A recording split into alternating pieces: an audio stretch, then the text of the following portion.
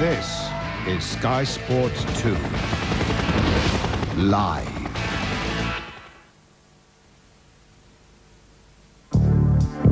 Sky Sports coverage of the European Tour is in association with Scottish Life Pension Company.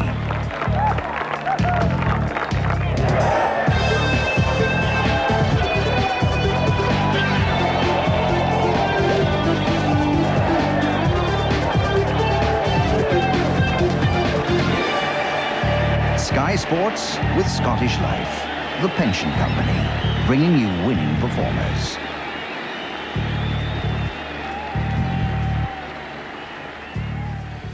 Taking a stroll along the beach is therapy for the mind and body of Jose Maria Olazabal.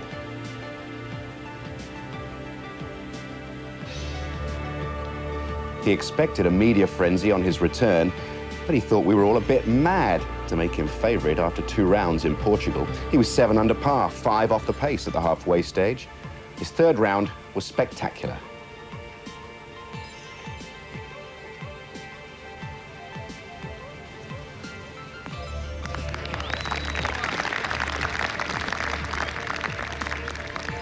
At the 7th, evidence that the chase was on.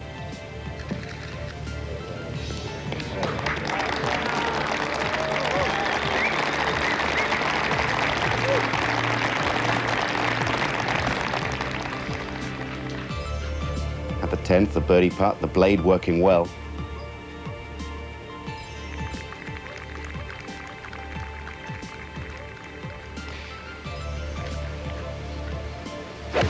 He parred the 13th during the opening 2 rounds.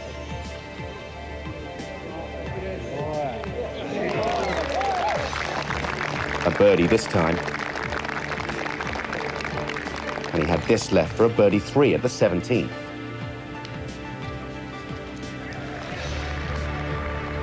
He missed a long putt for a course record at the 18th, but proudly signed for a 65. The second 65 of his comeback that is still just 7 rounds old. This area provides a tranquil backdrop for Olazabal's romantic return to professional golf. With 20 miles of beach to choose from, the population of Portugal's capital, Lisbon, have an enviable, not to say divine, lifestyle.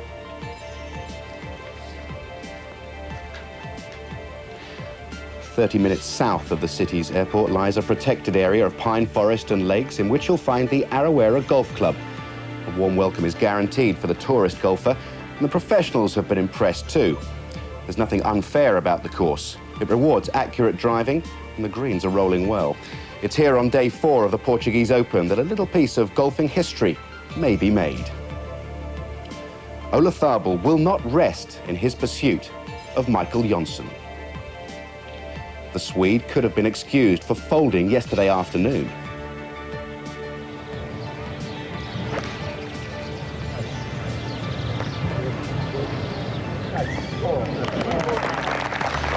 Instead, he birdied the last for a 68 and a 2-shot lead over the Spaniard and also Paul Broadhurst, a Ryder Cup teammate of Olazabal's at Kiowa in 1991.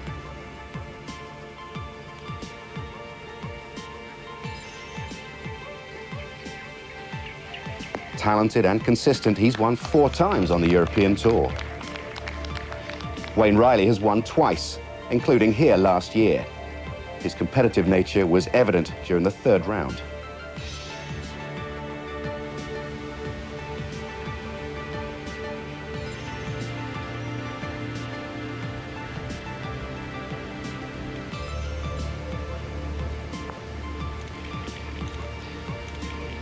Despite 2 double bogeys, he shot a 71, and he will still harbour thoughts of victory. He's only 5 off the pace. And so to the leaderboard, after 3 rounds, ahead of what could be a spectacular day here. Robert Lee shot a 67, half Irish, half Italian, but London born and bred. He's back with a bang on tour this year.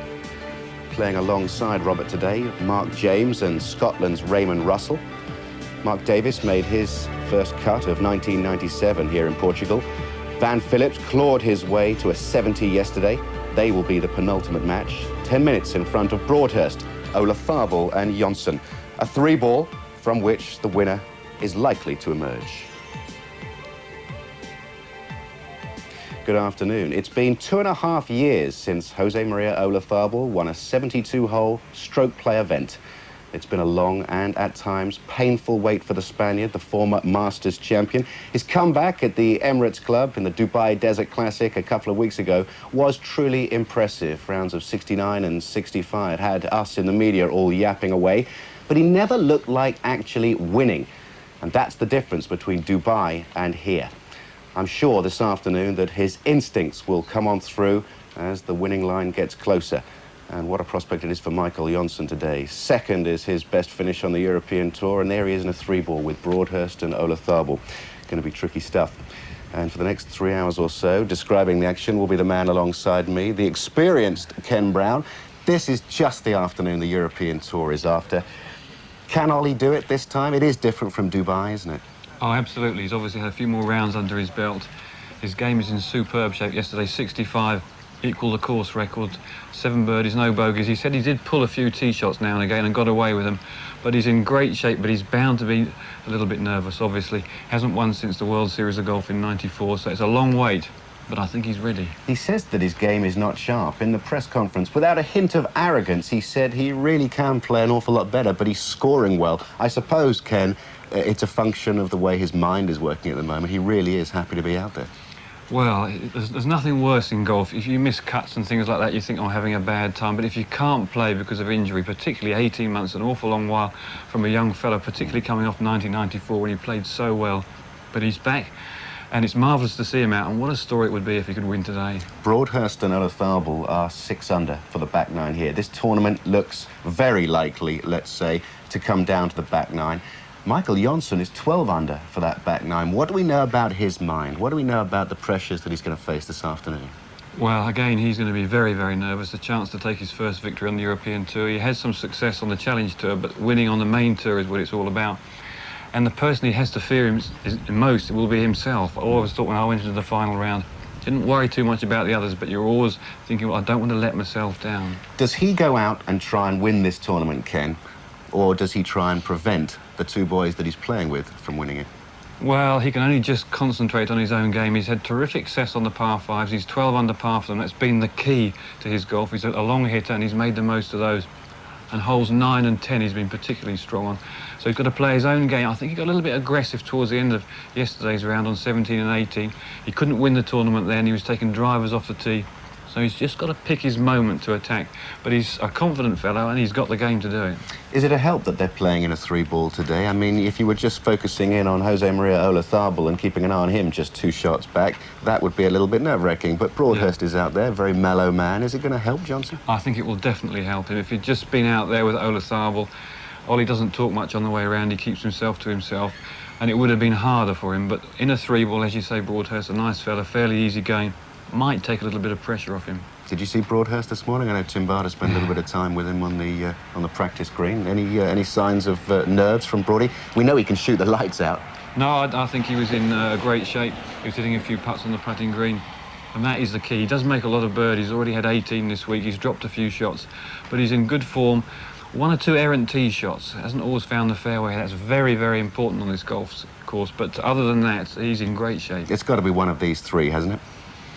You would have thought so, but Wayne Riley is a dogged performer. If he gets off to a flying start, he's still got a chance. But I think it's the last pairing that the winner's going to come from. It'll be a great feat if Ollie can win. It certainly will, and I think Seve would be pretty pleased as well. Ollie, of course, not with too many Ryder Cup points, i.e. pounds in the bank so far. But, I mean, really, it's been a surprise to see him get back to this sort of form so quickly, hasn't it? Well, he just couldn't have anticipated it. He could have just as easily missed 2 cuts. He'd have been down in the dumps, but he's come out flying. I think those rounds in Dubai were vitally important. If he'd had some sort of high scores, he's only been over par once. That's on day 2 there where he took an 8. So everything has been very good. His stroke average is now sort of down at 68, which is the best on the tour. It's a remarkable, remarkable effort. Somebody's going to have to post a very, very good score early if they're going to challenge these boys up at the top, aren't they? Yes. Possible round here? It's very possible, but 65 has been the best score so far this week, and you've got to play perfect golf from the tee. If you hit good tee shots, then there's lots of birdies, because they're mainly medium and short iron second shots, but everybody's visiting the trees once or twice around, and that's just stopping them from shooting lower than that. On Saturday and Sunday, we get used to seeing 2 players playing together, but this time we've got 3. A word of explanation on that one, Kenny? 3 balls today? I think it's they want to get the tournament finished a little bit earlier so that the players can catch their flight, so that it just makes it a little bit easier to get everybody off without people starting at sort of 6:30 in the morning. £58,000 going to the winner, Jose Maria Olazabal, still probably with no money worries, even though he had to take 18 months off. Plenty of insurance for him there. But really, what a test it is for him today. The air becomes very rarefied on a Sunday, doesn't it? And when you've done it before and you know you can do it again, that would sort of foster a belief, wouldn't it? Absolutely, and Ollie's won all over the world. He's won a major title, which gives you an elevation above everyone else. You can win under the severest pressure, so he can certainly win. And Broadhurst is a proven winner, but for Johnson, things not quite so certain, but you never know, it might be his day. We'll have a look. It's a 3-ball of Broadhurst, Johnson, and of course Jose Maria Olazabal that we'll be concentrating on. Let's get out onto the course and see what the conditions look like. It has been fantastic weather so far. European Tour's done very well, really. Bit of lightning around in South Africa, a bit of rain down in Australia, but really very tranquil here, and conditions good for scoring. Kenny, the greens pretty receptive still, quite moist, quite sheltered, aren't they? Yes, but I've had a look through the old pin sheet, and there's 11 of the pins are cut just 4 from the edges. That's why the scoring, I think, will be a little bit harder. It's a really tough setup today. Got to find the fairways from the tee and be very, very accurate. Got to be able to work the ball in from left to right and right to left if we're going to get close to the flag. So, should suit Ollie, because he's a master of that. Yes, the average on the first couple of days was over 72, down to 70 for round 3, and about 70.8 the course playing 2 today. So, good conditions. And what an afternoon in prospect, Steve Bedder. Certainly is, and perhaps the headlines have already been written, and perhaps Michael Johnson hasn't read them. A young Swede who you thought would wilt under the onslaught from Jose Maria Olazabal has not done anything of the kind. Starting out at 16 under, he picked up shots at 4, 5 and 7, just made a birdie 3 there. Olazabal closed the gap to 1 with a birdie at the second, and also made a 2 at the 4th. And for Paul Broadhurst, it's been a frustrating day, just 7 straight pars. 1 or 2 making moves. Ignacio Garrido, this is at the 10th for a birdie, and this to go to 13 under. And the Spaniard now shares 4th place with Stephen Allen. We saw a little bit of Stephen, the Australian, last week when he led the Moroccan Open after the first round. Well, he's 6 under for his final round on 14 at the moment. And as I say, also 13 under. Now at the 8th, Paul Broadhurst hasn't really started doing it, and he needs to pick up shots pretty quickly. Olazabal was bunkered from the 8th tee and has got a little bit of a struggle to save his par. Alex Shaker now, not Alexander. He said no, Alex, so Alex it will be. And at the moment, Shaker 8 under, level par for today's round. A little bit of breeze in and around the trees. Tim Barter will be with the final trio and will update us on conditions. This is Johnson to go to 20 under. And all the time he's got that consolation or that confidence from the way that he's played the back 9 in 31, 32, 33. Now, Tim Barter is down with this match, and Tim, we're all waiting to know just how well Michael Johnson is playing. Certainly the card is good. Is he playing as well as the score suggests? Every bit so, Steve. Yes, he really almost not put a foot wrong so far. Just tidying up for his par 3 here at the 8th, and 3 birdies. Just missed the 1 fairway and the 1 green, but looking in very confident mood and swinging as well as I've ever seen him. Now, what about Olazabal? We saw just before we came out to you on the course an awkward stance for his shot from a bunker, having found sand from the tee. That's right, yeah. This 8th hole playing 209 yards, so quite a daunting challenge, and Ollie missed his tee shot into that front bunker, found a very awkward spot, but he's managed to splash out into the right position, an uphill putt for his par. Paul Broadhurst had a terrible tee shot here, miles right of the green, and has fluffed a chip and then half skinned another one, so he's trying to recover and make a 4, but really having a very poor day.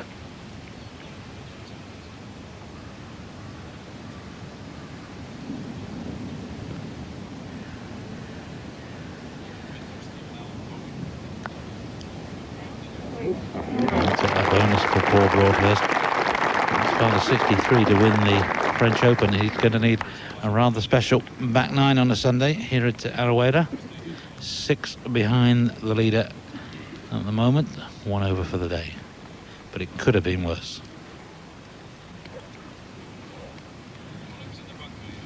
Also going well, Eduardo Romero. 3 under today through 12 and 11 under overall.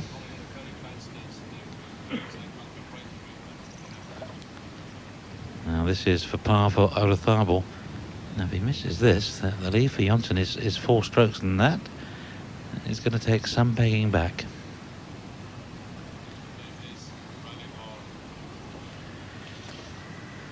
This distracted walks away again. He's done that once or twice. Good scores today. Alberto Benaghi out early, 67, 68 for Tony Johnston.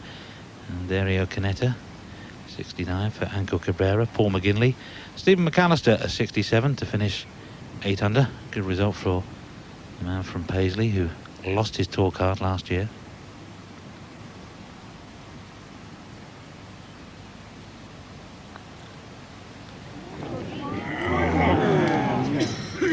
So 4 the lead is 69 today for Russell Clayton, 72 for Domingo Hospital, who slid away at the weekend as per normal the last 3 weeks. 4 under there. You can see Johnson, 19 under, 4-shot lead over Olazabal. And this is the defending champion, Wayne Riley, 8 shots back. And this is 3rd to the 9th. 1 over today.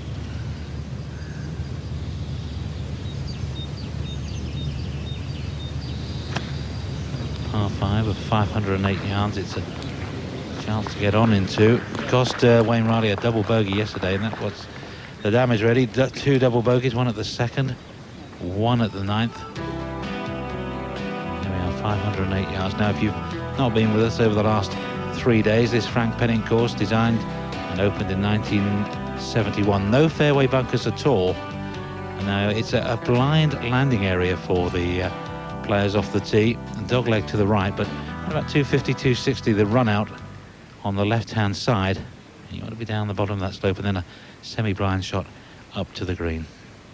Birdie here yesterday for Johnson.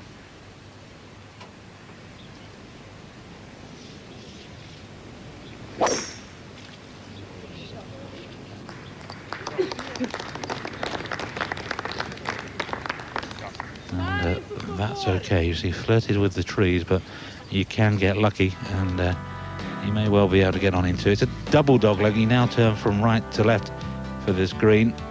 Awkward to get close to the pin today. 15 yards on and 6 in from the left-hand side, which brings that bunker on the left-hand side into play. Olazabal a 6 here on day 1 when he carved it right into the trees.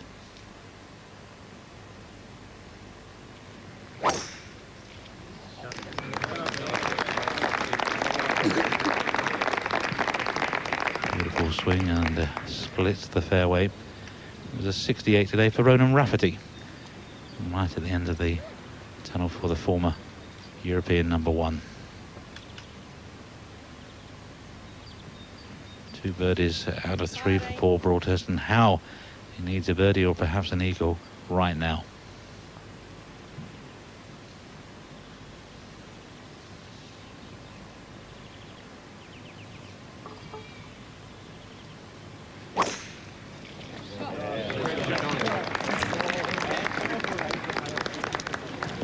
Well, the drive is good and long. No doubt that he can get up into.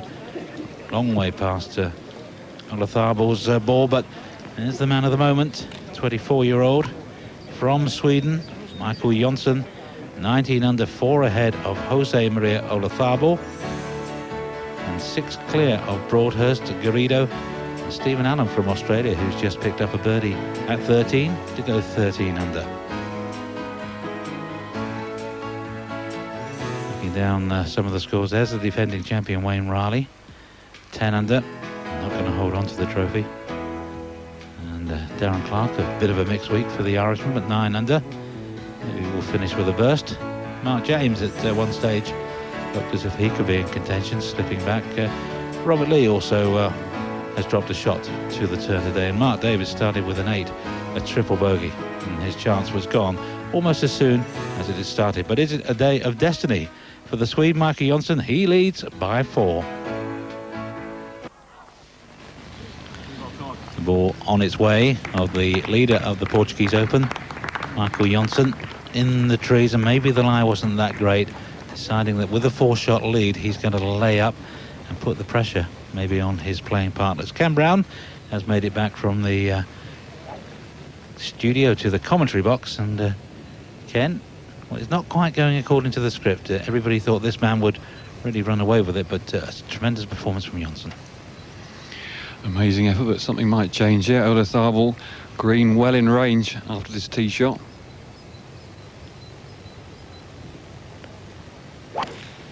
.231 the front of the green, 246 the flag, but it started well right, it's not coming back. In amongst the trees over the path, and a big gallery, but most around the green couldn't help him there. He was over the heads of the gallery, and he may have all sorts of problems now. But a huge drive for Paul Broadhurst. Yeah, it's got a good healthy kick off the downslope, close to 300 yards. Totally blind second shot, that flag cut away behind the left-hand bunker. And Paul 205 yards to the front, 220 the flag, so perfect 2-iron. Should suit his natural shape of shot, the draw.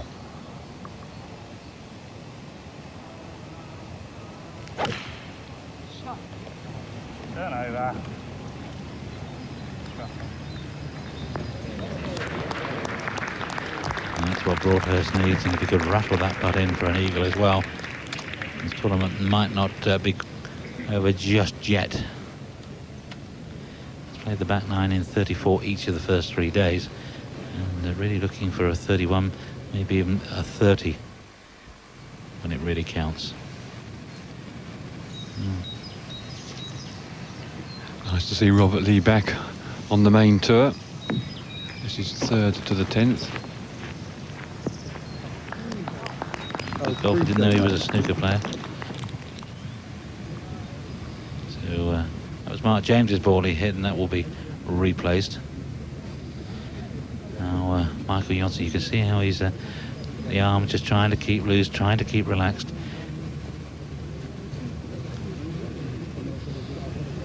It's been a marvellous effort so far for him, but still a long way to go win a golf tournament. Some tricky holes on the back 9. Raymond Russell a couple over par today from the sand, green side at the par 5 10th. Russell 8 pars so far, but a double bogey 5 at the 8th. Here is this par 5, very reachable in 2 today. 529 yards it is. We've just had the 1 eagle. Plenty of birdies, and the leaders will be looking to pick up a shot on this hole. Slightly into the wind. Yes, holes 9 and 10 vitally important in constructing a round of golf. Got potential there to go 4-4 or 4-3, but if you venture into the trees, we've seen 1 or 2 sixes, certainly on the 10th. Raymond Russell playing with Mark James and Robert Lee. That's for his first birdie. It's unusual that he hasn't made one so far. He's got such a smooth putting stroke, as you've probably seen before.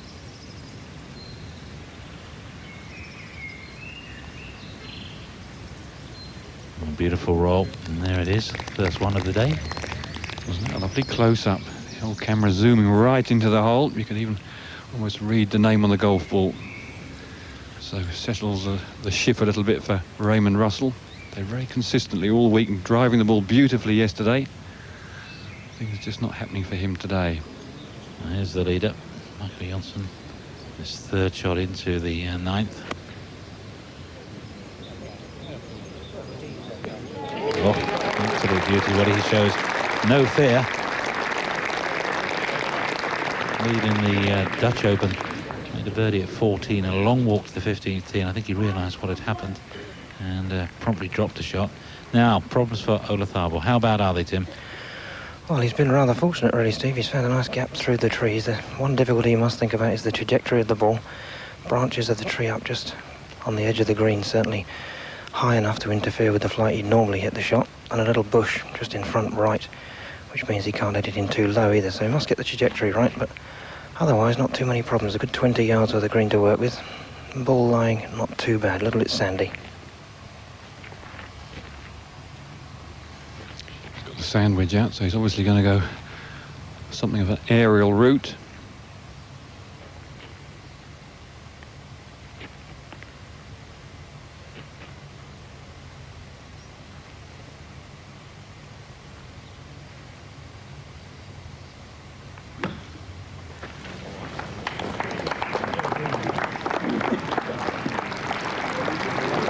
Check on it, not quite as much as he would have liked, but off a sandy bare lie, you'd have to give that one 7 or 8 out of 10. I was surprised that Johnson didn't mark his ball until after Jose Maria had played. So important to hit the ball first on that type of shot. Catch anything at all behind it and you'll dump it in front of you.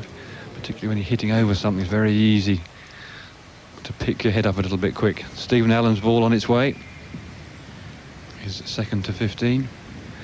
There's a lovely par 5 and just about in range, and I think on the back 9 keep your eyes on the 10th and the 15th. They're going to be very vital to the fellow who wins the tournament. 515 yards, trying to hit your drive as far as you can.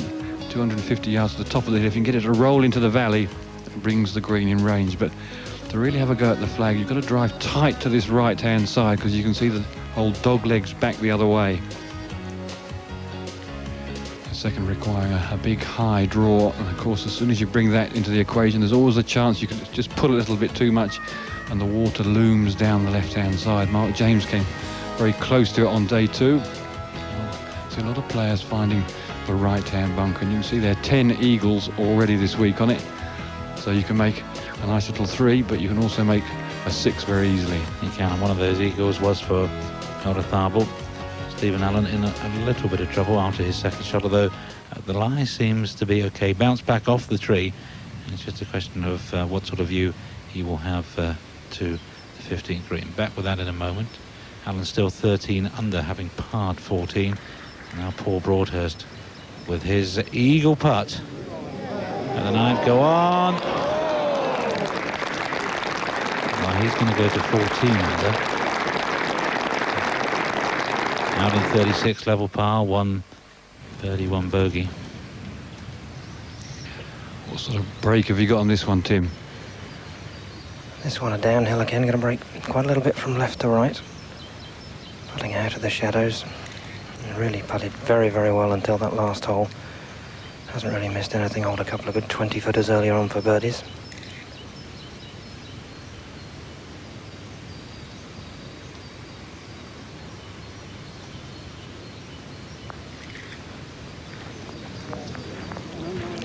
Just getting away from it. The second shot didn't really deserve a 4, but he had a good opportunity and he'll rue that one. Out in 35. Hasn't been very kind to him. That hole, he had a 6 there on day 1 and 2 5s and a 4 yesterday, so he hasn't made the most of the 9th, and he hasn't been particularly good on the 10th either. Wayne Riley 10 under, and said he wasn't going to go away. He said, I'm like a rash. Can't get rid of me that easily.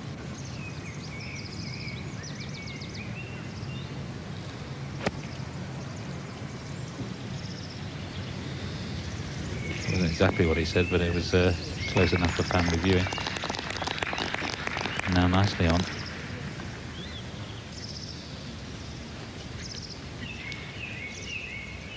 Johnson for birdie. 5 feet up the hill, left to right. And that takes the young man to 20 under.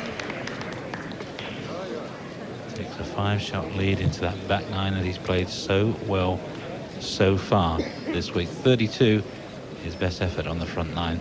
Last shot had a 33 on Friday on his way to a 65. And to 15, and Stephen Allen. He got a kick, it could have been worse, got a kick back off the tree, but just a question of what sort of angle he can get a backswing to. How do you read this one, Ken? We're just going to have to see exactly what he can get at it. But I do know in this sort of situation, if you try and hit the ball too far and catch the club on the way back, you can miss the ball altogether. He's just got to try and stab it into the bunker in front of him, because having to hit down on it, you can very easily put it in the water on the other side of the green.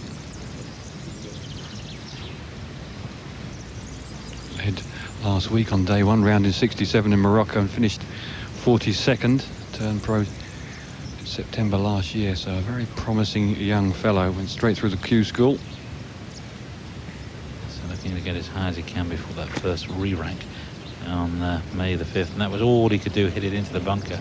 Just as well, because if he really skimmed it, the bunker hadn't been there, the water might have come into play. But a tremendous first 9 for Michael Johnson. 5 shots clear of Jose Maria Olazabal, and all over Fleet Street they're rewriting the headlines at the moment. Going to be some comeback from Olazabal, and perhaps, I guess, Johnson has to make a mistake or two on the back 9. Certainly makes for an exciting couple of hours of viewing, and that's all still to come. So Michael Johnson takes a 5-shot lead onto the back 9, but it's not the best of starts. His tee shot at the par 5 10th, way right into the trees, and we'll get a report of that in a moment or two, but no doubt such an impressive front 9. Would have been a little nervous on the opening holes, but then 4 birdies to lead Jose Maria Olazabal by 5 shots. Up ahead on the green, Panslow Phillips. Oi, cameras! Didn't affect Mr. Phillips, but it obviously upset Wayne Riley a little bit. Someone clicking a camera just at the wrong time. Now this is to save par. A big Pity.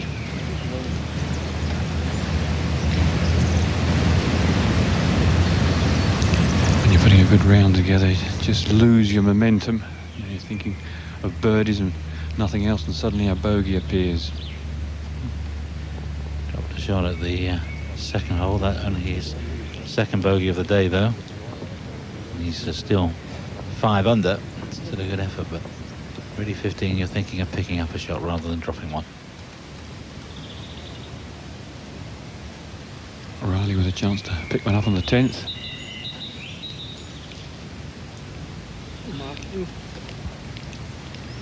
Just seemed to hit something about a foot or so short of the hole, but I don't think it was ever actually going to go in. So Riley will stay at 10 under. There's Mark Davis. You can see that 8 the start. What a way to start. You must feel like picking up and going in, but he's fought back well, and he's got back to level par with 3 birdies. The man who tied second here behind Wayne Riley 12 months ago. He's done the business on 9 and 10, has brought himself right back into it. Now this was Johnson's tee shot moments ago. Our studio's just under that ball. Watch out, Andy. In it goes, and everybody running for cover. And again, just a question of how far in you are. There are ways to thread the ball out back onto the fairway, but certainly I would think precludes any chance at all of going for the green in 2.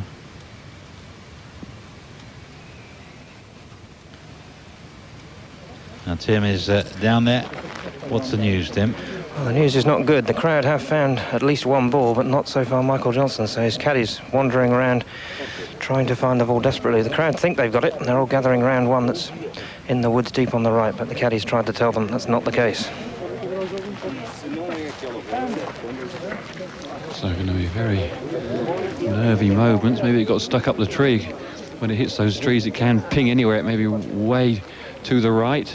Obviously nowhere obvious, because the crowd were just along these rope line here, and if it had been somewhere simple, they would have certainly found it by now. That's everybody taking cover, of course, and nobody looking for the ricochet of the ball. In these worrying moments, he's only got the 5 minutes to find the ball. And Olazabal and Broadhurst He'll be back in this tournament. You wouldn't want it to swing that way. You'd rather that it was the good play of the other two.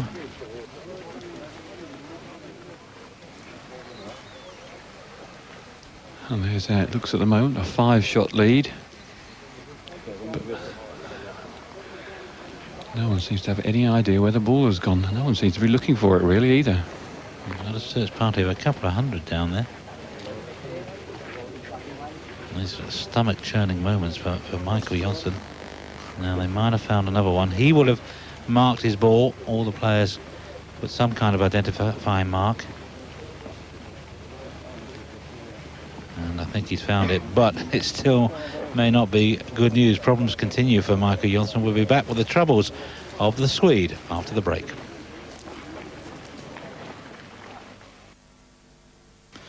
Welcome back to Aroeira and drama on the back nine of the final round of the Portuguese Open.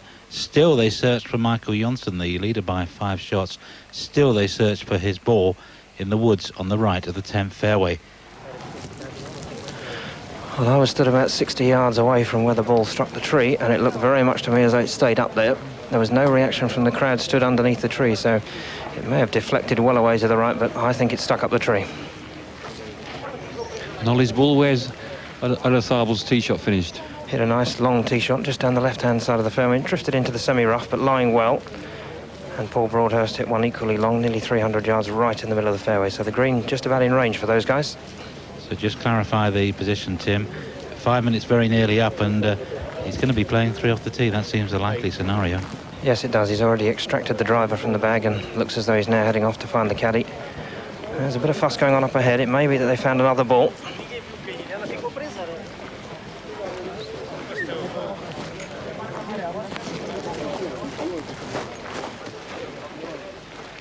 Well, drama of the highest order here.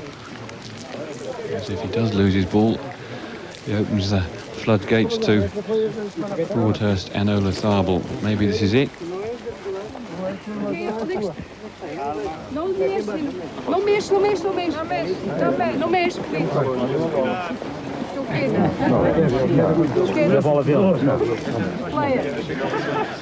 Well, they certainly found a ball, but it's 30 or 40 yards further ahead than you'd expect to find it, so it must have got a healthy kick forward if it is the one, but no, it isn't. I'm sad.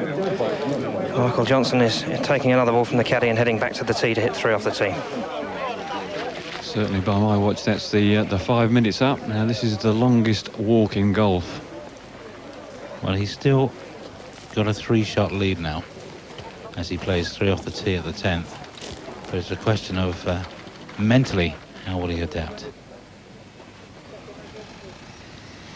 Well, a 3 off the tee can knock it on for 4 and still make a 5. We have had eagles, as you can see on this hole. Slightly elevated tee. You play over the water, it doesn't come into play, but you can see how narrow the fairway is, both on left and right. And a bit of a hog's back as well. The ball tends to kick off, particularly on the left. And it's those right-hand trees where Janssen's tee shot has finished or has got lost. If you get your tee shot away about 270 yards, it gives you a chance to see the top of the pin. Otherwise, you're better off laying up some 70-yard shot. Just a 10-yard little gap between the two bunkers there to run the golf ball on. And water all the way down the left-hand side with your second shot. And the wind just seems to be puffing up a little bit in the trees. And what there is helping, which will help him. Well, the first thing he's got to do is keep it in play again. Eduardo Romero on the 15th. And that's heading a little left and has to be careful.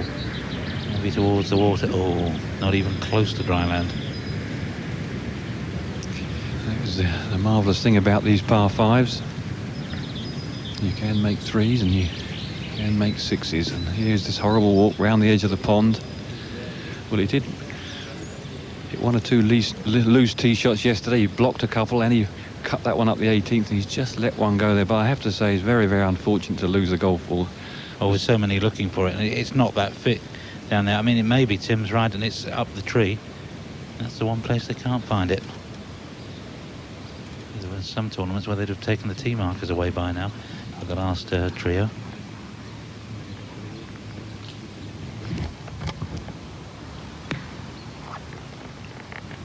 maybe Wayne Riley back in with an outside chance. If he knocks that one in, we'll go to 11 under. Beautifully controlled shot, and a huge tee shot down the 11th. Most players leave it at the top of the hill, but Riley obviously going full bore on this back 9 holes. If you get back in 30, well, you never know.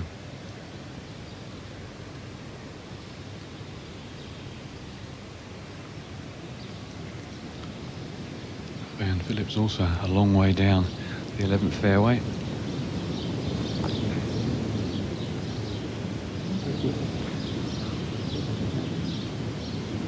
See how the water cuts in.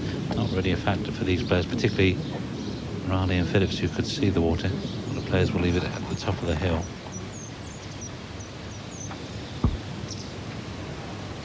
Well, he's had a chance to gather himself together, and I would say this is probably the most important shot of his round today. He must get this in play.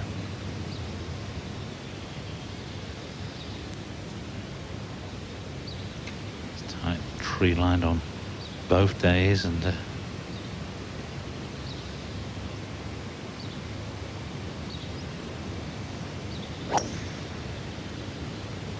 one looks a lot straighter.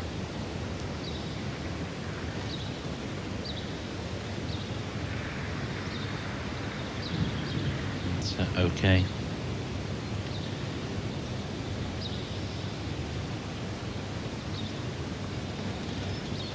I'm going to tell himself, well, the lead is still at least 3, but could be birdie opportunities for Broadhurst and Olazabal. There's Ignacio Garrido 13 under, so 4 under today, 4 birdies, no bogeys at all, and has a chance maybe to post a target. Been doing a lot of training during the winter. He's put on a bit of muscle and a little bit of weight. Very, very strong, very fit. Spends a lot of hours getting himself absolutely just right for the game. Of course, his father, Antonio Garrido, and he's been making steady progress on the tour.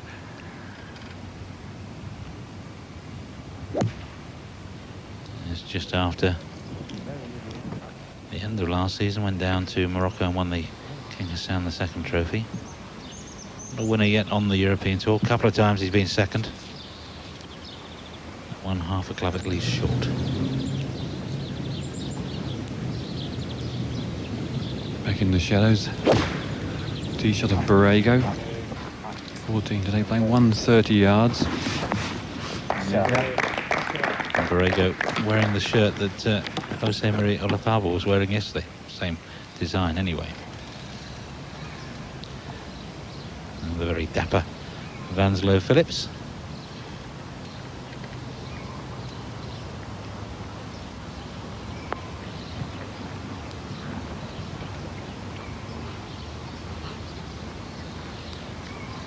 Just not happening for him today, 1 over.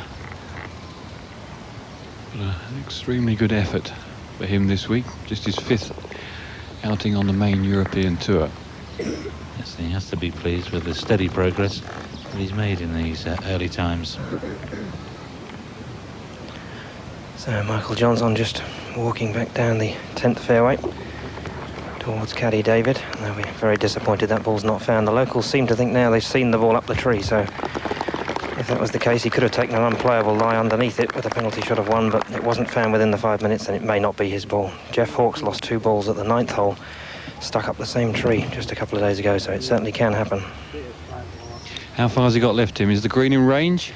It's 249 yards the flag, Ken, 238 the front. Slightly blind second shot. He can see the top of the flag. But yes, if he really catches one, he can certainly get it up there. You know, even if he was in the tree, by the time he'd taken the penalty drop and maybe come out sideways, he's probably no better off by hitting his second ball off the tee straight down the middle. Very easy enough. You've hit a cut. The next shot you often play is a pull, and he doesn't want to do that here because there's water all the way down the left.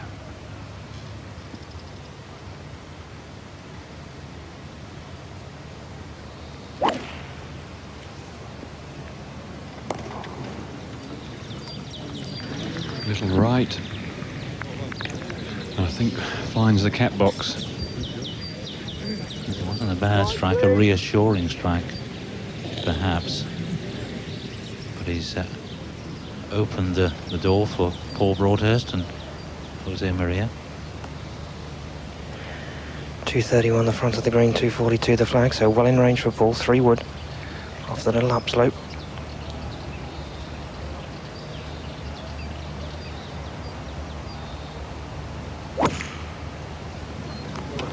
Easy, soft. Beautifully controlled shot, big high draw, moving towards the water. It wasn't quite a full 3-wood, and he absolutely flushed that one.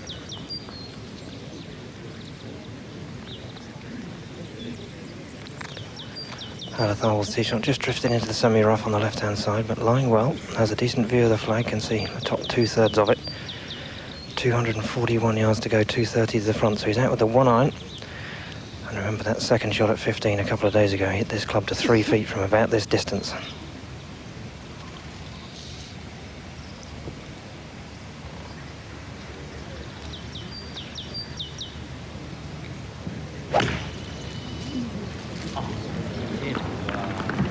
Bit of a click of the camera, but I think he hit it reasonably well, just overdrawing it. The pin cut just behind this front left-hand bunker. So for where Olatharbal was, he was just trying to put it on the middle of the green, but he's pretty good out the old sand.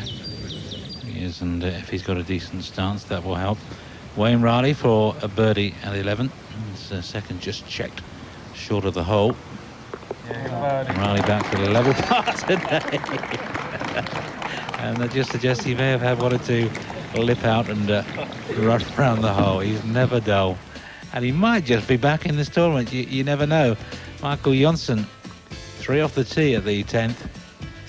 And he's coming back towards Olatharbal and Broadhurst. And they say that the tournament doesn't start until the back 9 Sunday. Portuguese Open's just started.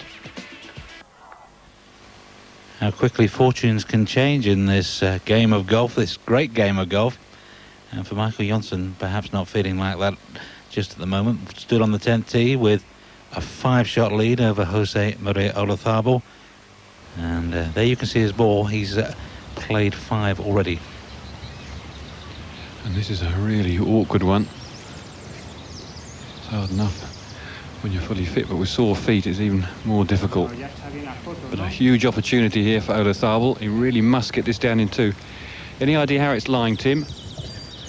Not lying particularly well. Ran into the bunker and just dropped off the lip. He has tried kneeling down on both knees to play it, and now appears to think his best chance is a big wide stance and bend the knees.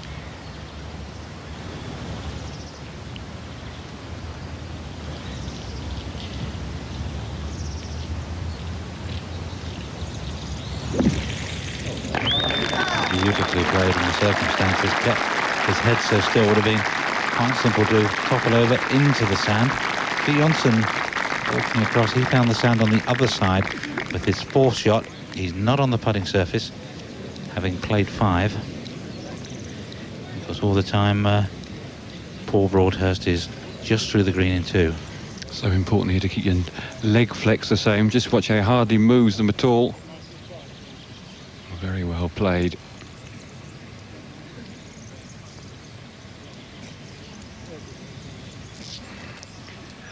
So there's all sorts of things. There's a chance of a 6 for Jonsson and perhaps Ollie a 4.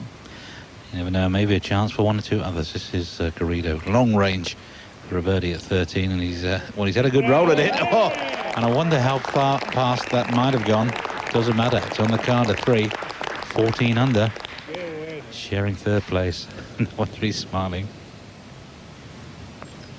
Paul Broadhurst just off the back of the green, found a poor lie, tried to jab down and get some backspin on it, but unfortunately gets away from him, so 12 footer left for his birdie 4.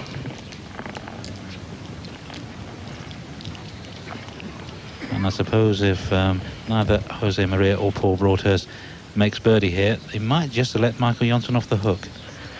Yes, that's certainly true. Didn't take full advantage of a good lie that he had in the right-hand bunker. Played the shot pretty quickly and got too close to the ball and pitched it a good 10 yards further than he intended. The green was running away from him, needed a delicate touch.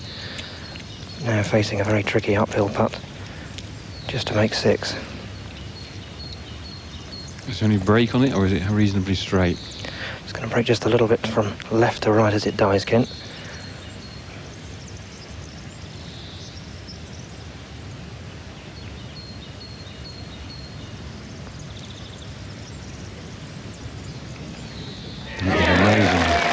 fantastic 6. The old red rums have all certainly popped up in the air. Generally that comes up short, but that putter has been red hot.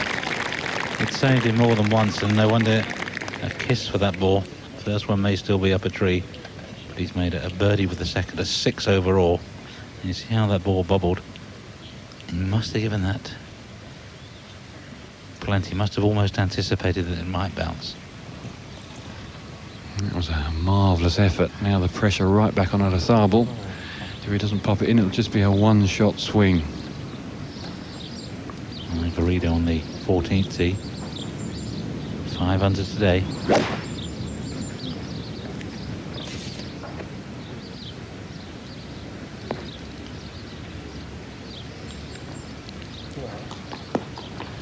Paul brought us for a birdie at 10, downhill, right to left. Made birdie at the last hole. He really needs this one.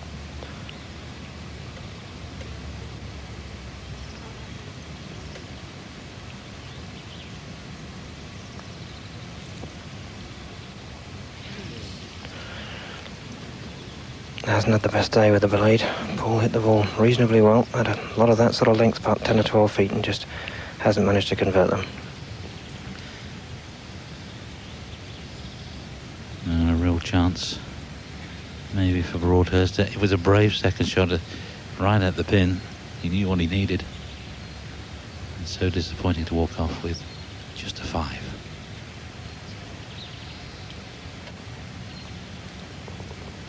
Well, it might have been worse.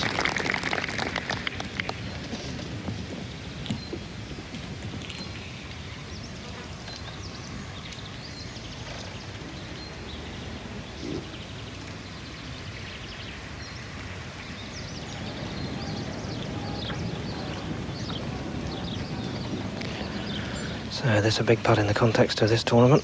Jose Maria been very good with the putter today. Pretty straight, not too much break on it. Sometimes those are the most difficult, but Spaniard's putting really every bit as good as when he was in his heyday. Keeps the putter so square to the line of play.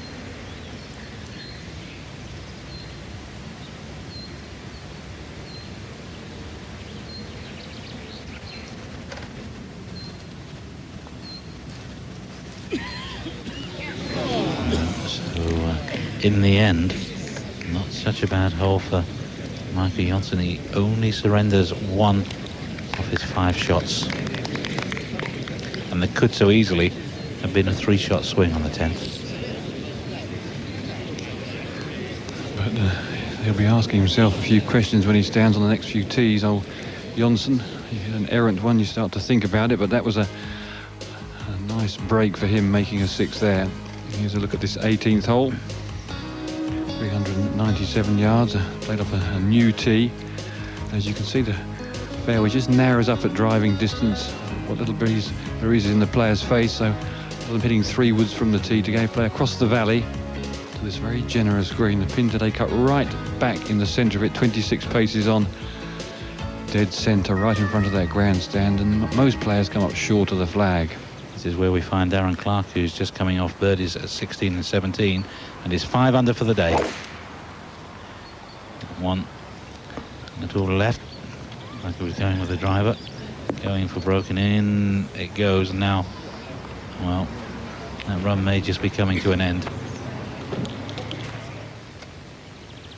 That's the way it's played so far, and I've no doubt that Darren Clark was going for the 88th birdie, looking to finish with a 66. And Clark 12 under at the moment. Yeah, it's been a great round of golf, particularly the back 9 out in 35. Dropped a stroke at the second and picked them up at 6 and 7. And Stephen Allen learned fast, slipped back, as Ken was saying, in Morocco after that first round, but spoke to a couple of players who played with him and said a very impressive striker of the ball, and they felt you were going to hear a lot more of Stephen Allen. There's Darren Clark's card, as you saw just the 1 bogey so far at the second, and finding a little bit of consistency, but perhaps pressing a touch too hard off the 18th tee. Yes, a lot of prize money at stake, 58,330 to the winner, and of course, as we all know, it's Ryder Cup year, so for the European players, Ryder Cup points.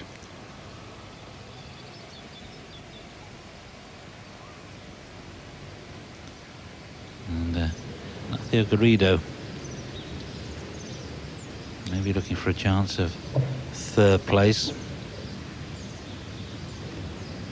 For birdie at 40, that's all 2 long ones in a row.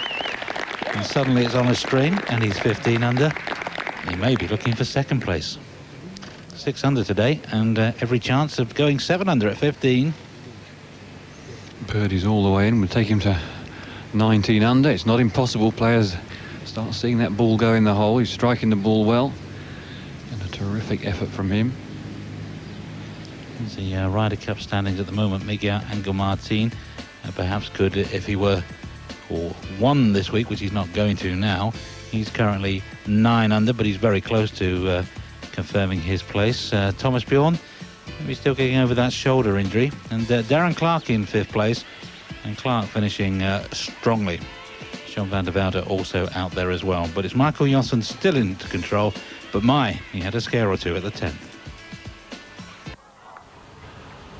Welcome back to the 41st Portuguese Open, and this is certainly one of the best. Very difficult to pick a winner. Michael Johnson, 4 clear at the moment, just started the back 9. He's 19 under par. Ollie, 15 under par, 4 back now, yet to get anything going. Johnson just had a major escape at the 10th where he was out of bounds off the tee, played 3 off the tee, eventually getting a 6, but Ollie and Broadhurst, his playing partners, could only manage a par 5 on that hole. So still work to do for Ola Tharbel.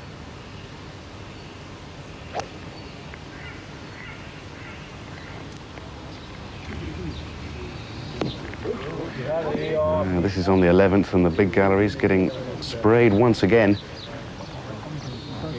Later on Sky Sports, you can see the Honda Classic for the United States. 54-hole event that. Joined David Livingston at 8 o'clock for round 3 and final round coverage. 54-hole event there.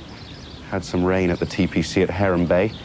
Can't tell you too much because round 2 immediately follows our broadcast here from Portugal. But Monty and Woosnam still in there. It's a big one, does it? Just a normal one. Mark James at par. 70, 66, 70 for Mark. 10 under par. 9 shots back, but back to form for Jesse.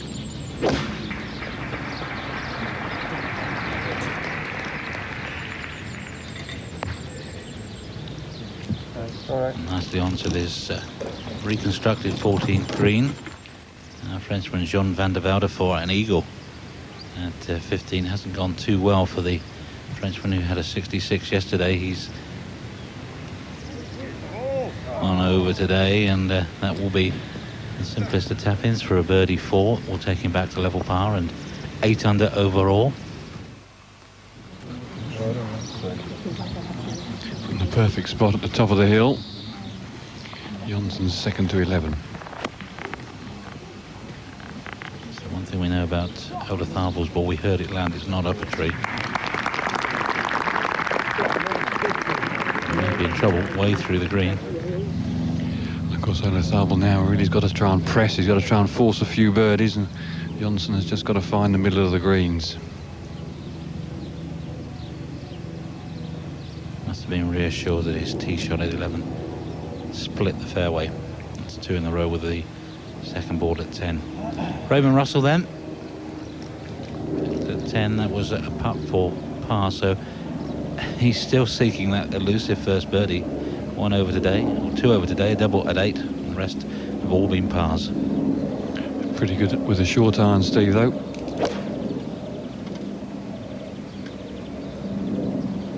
This is one of the European Tour's finest young prospects. An amazingly good recovery from Darren Clark. A low hooky one he played out the trees, and has a chance here for a birdie at the 18th. A little bit from left to right. This for a 66 to finish with 3 birdies in a row. He's 12 under. Top 10 comfortably on.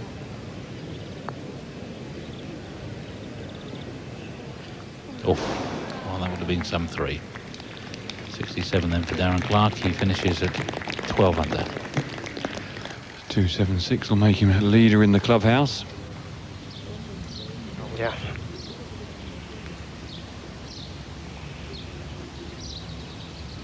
Broadhurst Says he's been hitting his irons well all week. And again, a little unlucky to spin back right at the pin. One was off tape. We're live with the action now. Arathabel's second shot from 147 yards from the semi-rough. A huge flyer right at the back of the green now, facing a shot of about 30 yards. He's got a tree on his front left-hand side that will just impede his follow-through slightly, but he's out with the sand wedge and looks as though he's going to try and fly it up very close to the front of the green, one hop and on. And not much green to work with either. The pin towards the back of the putting surface. Yeah, it's just 6 yards from that back edge, Kent. His only advantage is into the breeze.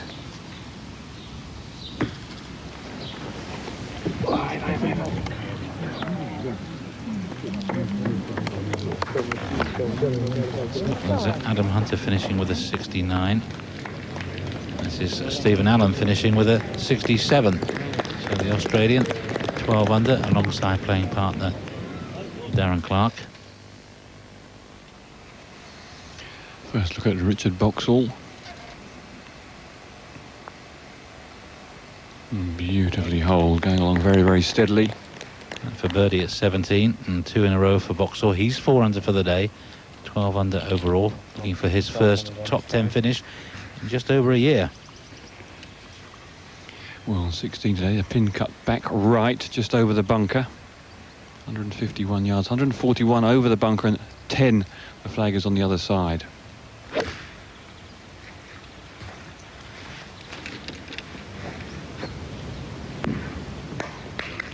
Club selection vital. Sean almost spot on.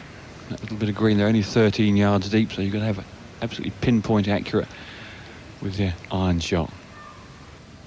Wayne Riley with his second at 13 from the left-hand side, trying to draw this one around and onto the green.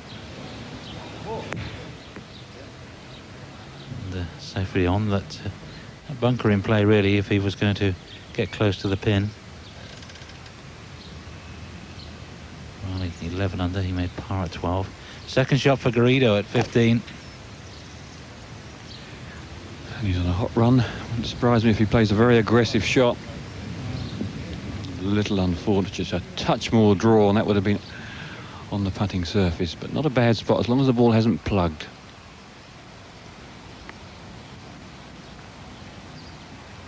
Johnson to regain control, really. His putter has been the saviour more than once, and that's a safe putt. I think he's now perhaps into the mode where he said, well, I'll keep making him the pars and maybe a birdie will present itself, and for a couple of holes, 2 or 3 holes anyway, see if anybody can give chase. That's Yoshi Tamori at 16. Remember the first day? Hit the stick and ran back almost off the green. More birdies than anybody else on the European Tour so far this year. Got 90 of them. And of course, that statistic can be somewhat deceiving. If you play, the more times you play, obviously the more birdies you get, and he's played every week so far. But he's certainly been making a few of those lovely birdies. Well, can Arathabel save his par? Just putting from the fringe back up the hill. Very little break on it.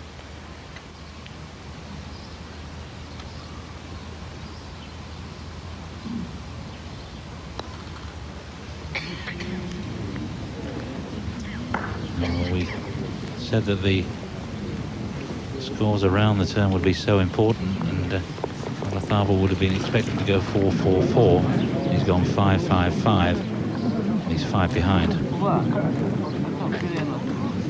Yes, and his ball came bobbling out of the fringe like Johnson's did on the 10th, the difference being Johnson stayed on line. Boxall starts it up to the left and is hoping to fade it back onto the fairway, not quite, and doesn't want to be too close to that tree. Hasn't been in the top 10 since last year's South African PGA at Houghton, when he finished tied 4th with his good pal Carl Mason.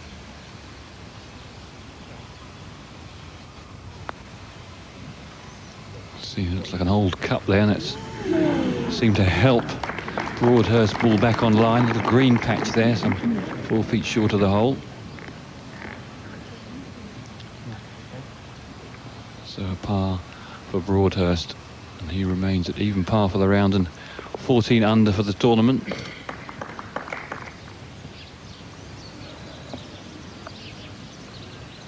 Vanslo Phillips, so important in this final round to produce a solid 18 holes. He's slipping out of the big money now. Already 2 over for the day.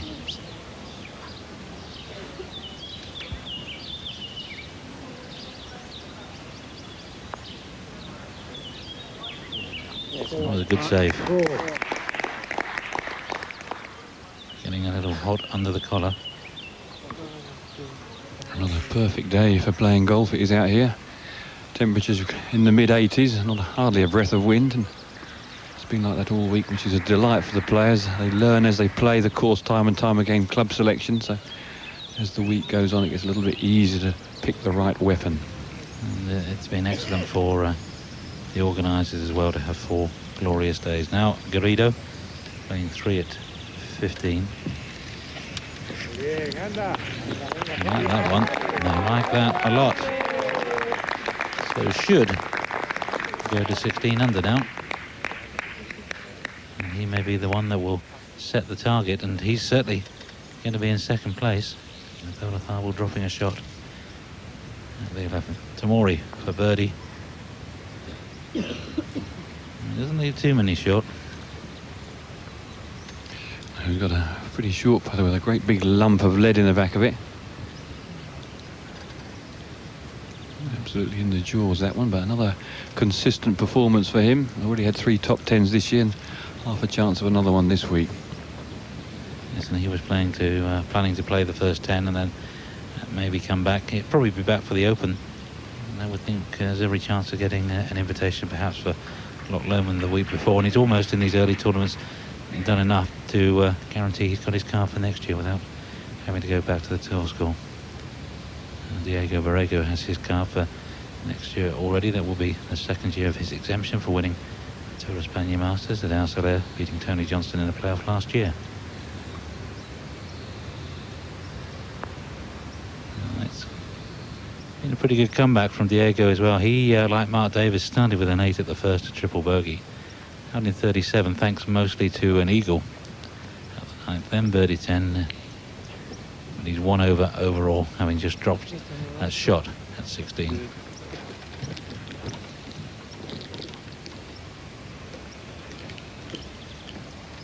Looking back across the pond, hasn't really come into play this week. We've had very little breeze, and it's a very short par 3, the shortest one on the golf course. Just playing 130 yards today. Back on the tee, Wayne Riley. Made a par at 13, just the 1 birdie here so far. Howard Clark dumped a couple of balls into the pond on the first day on his way to an 8, but nobody else has really been troubled by it. You'll see all the players teeing up by that block there. There's a tree that overhangs, and everyone has to tee in that spot, otherwise you're liable to hit it.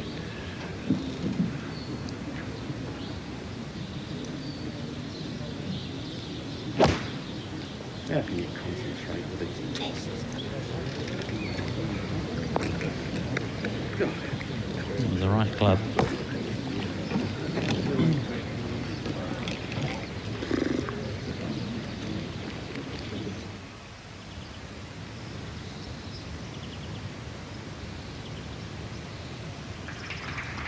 And the velvet is TP Mills putter.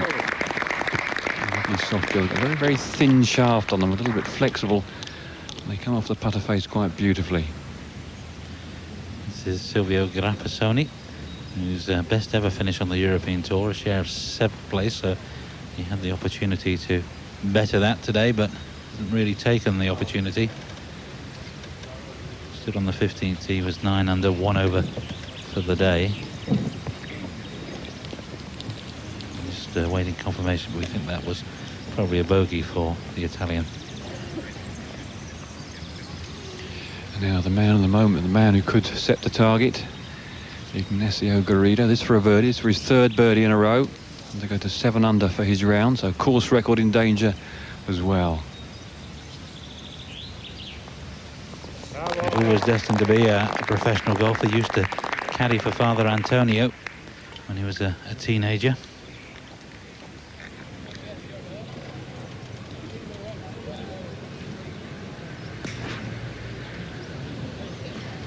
Hello, squirty punch, and there's a cracking shot for Richard Boxall. This golf course designed by Frank Pennick, who did the Duke's course at Woburn, and they're very, very similar. And occasionally reminds me of Barzabek as well, which this year will once again host the Scandinavian Masters. There's Mark Davis, who has an affinity with this course, and you can see why. He started with the 8, and there he is at 14, just coming off a bogey at 13. He's 2 over for the day, hasn't really recovered from that opening hole. 9 under overall. But at least he's here for the weekend. Missed 4 cuts out of 4 so far prior to this week.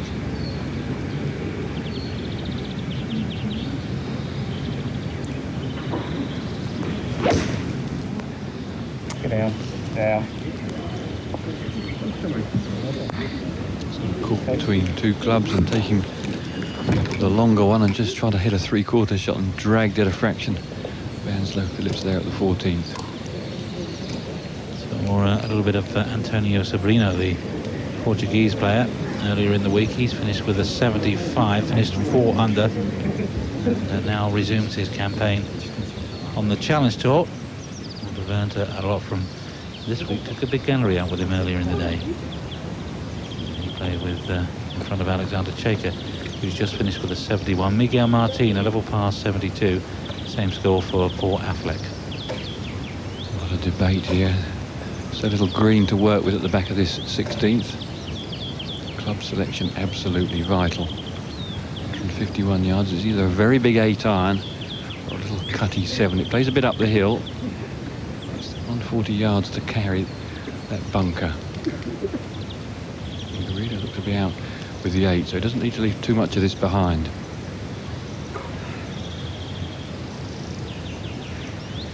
He's in 2nd place. Sure how aware of the situation he will be, and perhaps a miscalculation.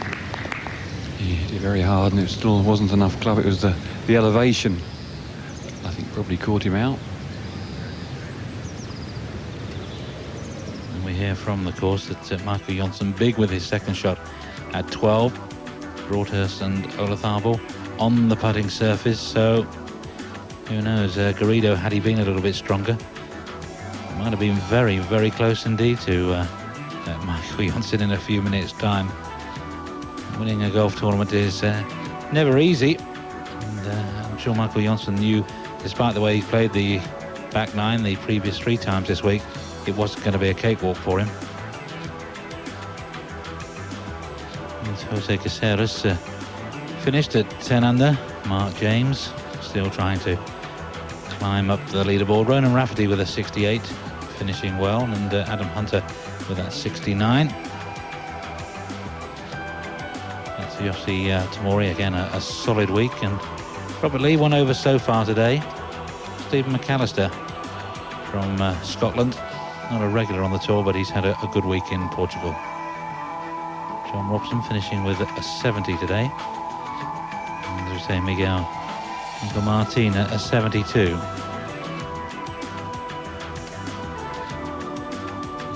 Russell Claydon and Paul McGinley. All quite steady weeks, but perhaps not as successful as they would have hoped for.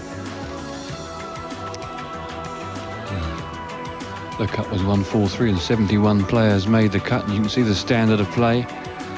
Virtually everyone under par. Of course, the early starters had a chance to catch a slightly earlier flight home, so they were whizzing around the golf courses. Nearly everyone is today. And Andrew Bill finishing 2 under, so making a small check that will please his backers at Bowood. But there's Michael Johnson in a little bit of trouble, we understand, again at the back of 12 here at Aroeira. Welcome back. Before we rejoin our coverage of the Portuguese Open, I would like to confirm the Honda Classic, which you can see on Sky Sports 2 at 8 o'clock, is a 72-hole event, regardless of what I said earlier on. Tour officials, after Friday's washout, had reduced it to 54 holes, but PGA Tour Commissioner Tim Finchem stamped on that and said, no, it's a 72-hole event, 36 holes to be played this evening. So a test of endurance out there, Steve Beddoe. When was the last time you played 36 holes in a day? Can't remember the exact month it was, but I've had 36 in a day with a buggy or a trolley. Not too much problem, really. I don't know what you're alluding to there, Andrew, just because he's so fit.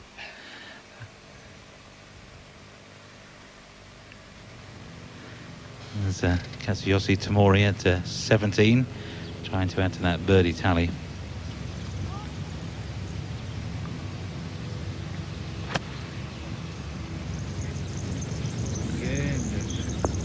Russell, his third shot to the 15th, all par so far on this 9. A chance for his first birdie. Now I know that driver straight away. That belongs to Mr. Odersable. No, it doesn't. Maybe he lent it to Paul Broadhurst. All three made 4 on the 12th hole. This is the tee shot at 13. It was an adventurous 4 for Michael Johnson through the green in 2, and he chipped to about 14 feet, and again that putter came to the rescue, and one more crisis averted.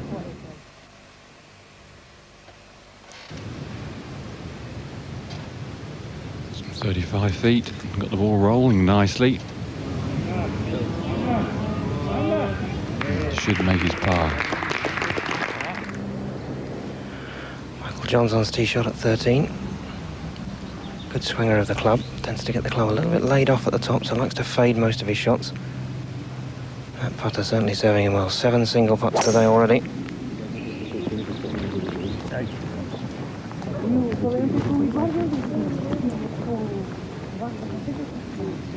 Finds the right hand rough, and where the pin's cut today, back right, difficult angle to get to it.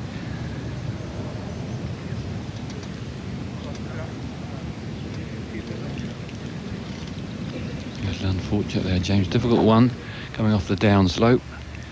Now you'll see that's a very similar looking driver, don't you think? All these big metal-headed woods look very similar. This is Odersable. Seems to be aiming a little right.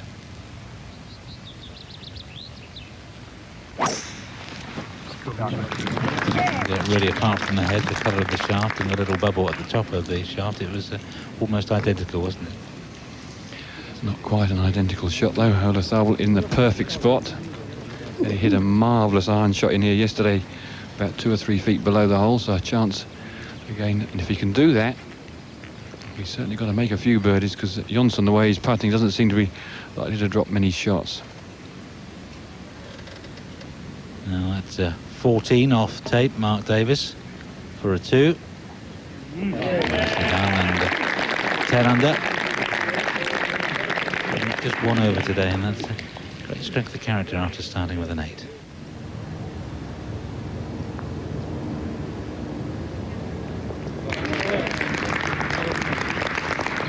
Left, right and centre. Peter O'Malley brushing one in. You can see they're aiming a little bit down the right. Obviously going to try and hit a low draw. Very little hip turn on the backswing. That creates the tension between the shoulders and the lower half, and starting down with the left-hand side. You can see now working the club over the top of the ball, and a nice low draw shot. That left foot just slipping away from underneath him. But a cracking action and a perfect tee shot. What we're seeing really perhaps is confirmation of what he told us yesterday. Though he scored very well, he wasn't completely happy with his ball striking. But he's got to get hot with the putter if he's to catch Michael Johnson, who leads by 3. So Michael Johnson leading by 3 in the closing stretch in the 41st Portuguese Open. And it may be that his main rival could be the Spaniard Ignacio Garrido, not the Spaniard that we expected to challenge at the start of the day. Jose Maria Odersable not really finding inspiration at the moment. And he's on the 13th with Johnson and Paul Broadhurst, and Paul Broadhurst with just the 1 birdie level par today, not making the challenge that we expected also from the Englishman. And Jose Maria Olazabal, I can tell you, has carved his second at the 13th into the trees on the left-hand side. And it's just a question of how it lies, but it's not looking too good. Tim Barter's down with this 3-ball. 144 yards for Paul. Breeze into the face. Good full 9-iron should do the job. And that one finds the right-hand bunker. And Olazabal well left of the green, clattered into the trees with both their second shots.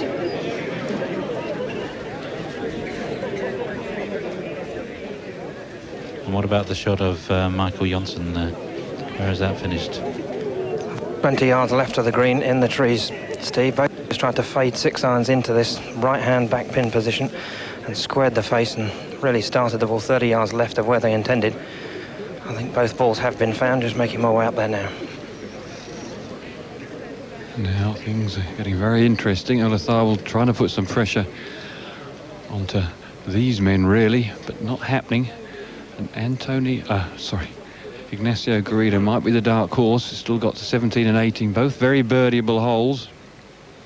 Johnson getting out of trouble so many times, as Tim said, with 7 single putts, and he get the feeling he can't keep doing it as the pressure mounts. Sooner or later he's got to make a mistake, and Garrido, we have to keep an eye on the Spaniard, and here he is at 17.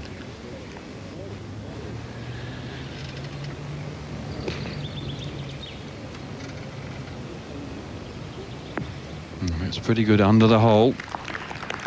Pin cut on the back right, and you don't really want to hit the ball past. Now, what's the news down here, Tim? There seems to be all sorts of activity. Yes, both Michael Johnson and Olazabal have missed this 13th green left. Ollie's ball finished in the place of a bush. Michael Johnson's is just clear of it, so he'll be standing in the bush to play the shot. Ollie's talking to Andy McPhee at the moment, director and tour official. And there's a little pathway there, and according to the local rule sheet, all paths are integral parts of the course, so there won't be any free relief from that, I don't think.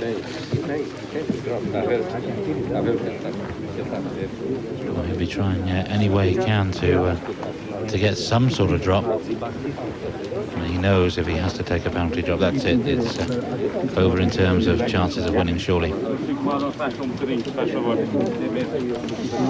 Yes, the paths and tracks are integral parts of the course, but the little wooden edging to the tracks are removable obstruction, so we shall see.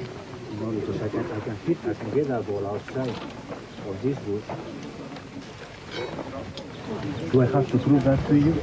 No, it has to be a reasonable shot under the circumstances. And basically, if you would normally declare the ball unplayable, then you're not really entitled to take any technical relief from that. I'm not going to declare the ball unplayable. I mean, I can keep the ball, I can get it out.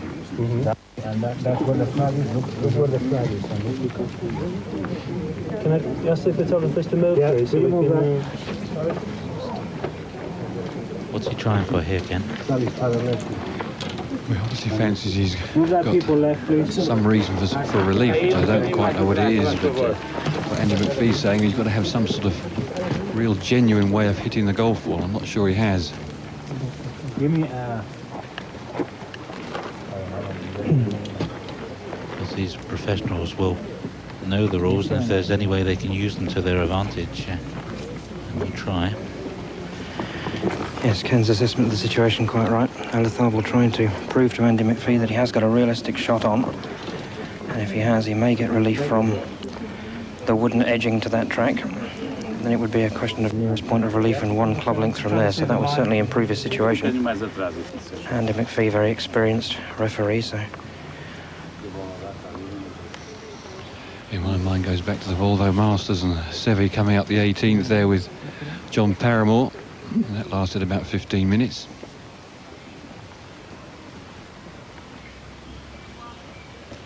So he didn't get the drop, though. Just pausing because we don't think he's going to play. He's just trying to prove to Andy McPhee that he could play it. Okay, don't move. All right. Hang on. Okay. This could be an enormous break. There is Andy McPhee with the glasses on his head. John Mulrooney and close attendance, his caddy. Yeah. Okay. You've got me. Going to give him a relief. Yeah. I think he's going to get the drop. Now I've got to work out where your nearest point of relief is. Going put a T marker in beside the Drop ball. option. Andy McPhee has granted Jose Maria the option to drop, so he's now just marking the ball, and they'll have to establish the nearest point of relief. I don't know. I think you come out of there now. Meanwhile, Sergio Garrido, this is, I think in fact is 17 for a birdie. Go on. Well, that had gone in, would have set a very stiff target. One hole still to play. He's still 16 under. Yeah, terrific effort having a look at the hole all the way. So he needs a 3 at the last for a 64, and it would set a decent total with Johnson in all sorts of problems on the 13th. Well, he's been trying everything he knows to get back in this tournament. It hasn't been his day, hasn't really been his weekend. 4 shot at 15, having splashed into the water. Doesn't apply to the sides of the car. Okay then. So that's why we can come back here. Where more or less? I think it's probably just going to be that. In here? Yeah, it's going to be about here. Just take a swing. From there? Just to determine if that is the nearest point.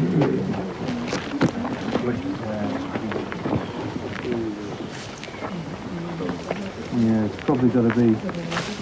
You've probably got to come a little bit nearer actually, because you're not going to hit this at all. Andy McPhee just determining exactly where the nearest point of relief is. Jose Maria's going backwards. If he came out to the left, which was probably his favoured view, it would still interfere. The wooding edging of the path would still interfere with his stance. So trying to establish that the nearest point of relief, and the nearest point of relief must be where the club will not strike the wooden edging of the path on the way through, so it doesn't interfere with his stance, the swing or the ball. The bush obviously not a consideration. Yeah, it's about halfway between where you've just moved it to and where you've now got it. Yeah, about there. Over there? Yeah, that's about reasonable. Okay. In there then? Yeah. Yeah, so 1 club length from there. Yeah.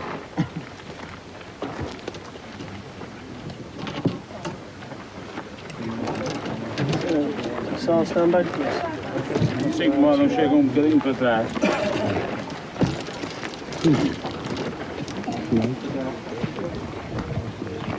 Okay? Yeah. Yeah. Ball seems to be out of the bush. It's now a question of whether he can get a little gap to flick it back onto the green from. Yeah, I see.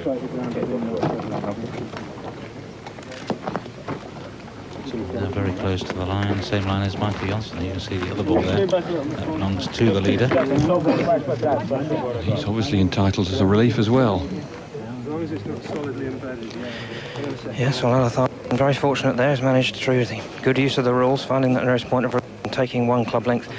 Now, although playing off the path, he's going to have a clear shot to the pin. Solidly embedded. Is if you can move it without using anything.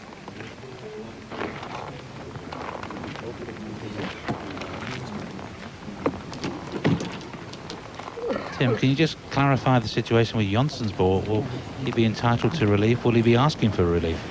Yes, I think Andy McPhee's going to be kept busy once again. The wooden edging of the certainly in with Michael's stance and possibly even his backswing, so it'll be a much more straightforward ruling though, nearest point of relief, to get away from that wooden path edging.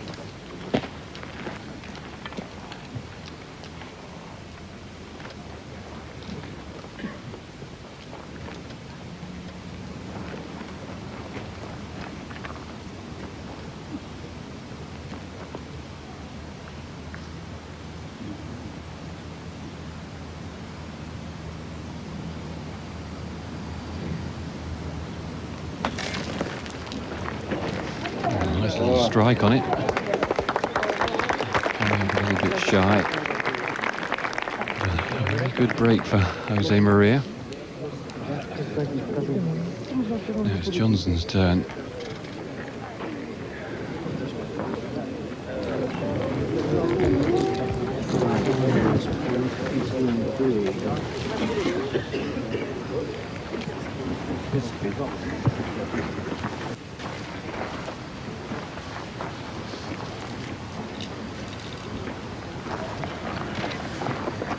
so I can get a swing. Andy McPhee determining that Michael Johnson must again bring the ball backwards onto the path. Remember, they're getting relief from the wooden edging of the path rather than the pathway itself, which is an integral part of the course. Once again establishing that point at which the stance, the line of swing and the lie of the ball are not interfered with by that edging. Okay, that's probably it, yeah.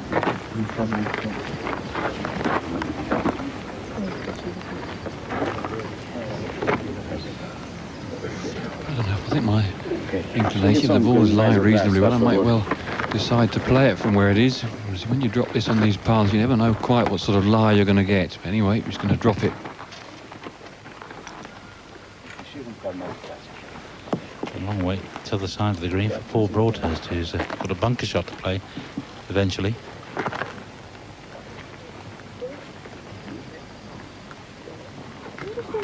So this final trio losing ground, and the match ahead are on the 15th green.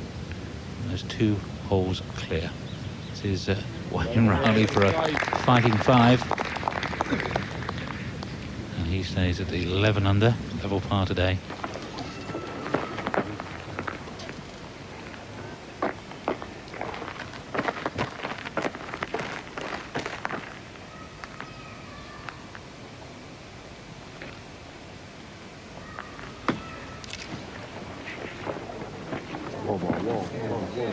Once again, the putter will be called upon to come to the rescue.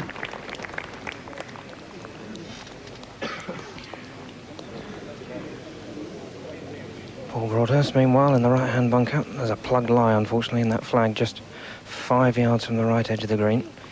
So it's going to be a steep angle of attack and chop down on the ball, try and fly it out just onto the edge of the surround and right up to the hole. But a shot that requires a very delicate touch and yet aggression to get it out of the lie.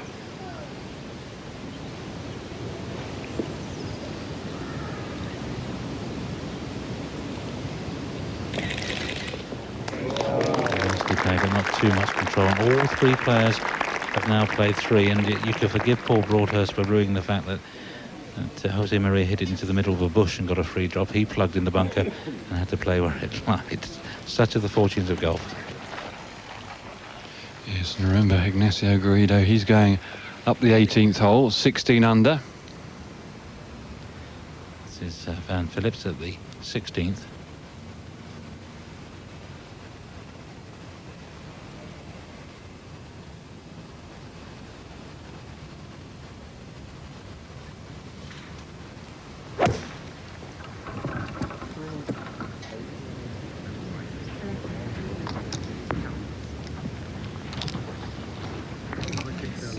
Nicely on.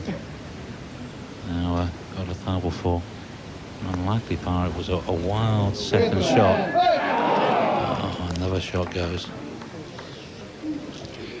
I think he knows now his chances of winning are very, very slim. It was a vital putt for him. He's still got plenty of debris on his shirt for all his efforts there, but it's a bogey 5 for him. And he's currently 6 strokes behind. But we could still have a Spanish winner. This is the man with the hopes of a nation on his shoulders. Kevin Woodward, his caddy, trying to give him the right instructions. A good aggressive tee shot. Just a little 9-iron left for him, so a birdie chance.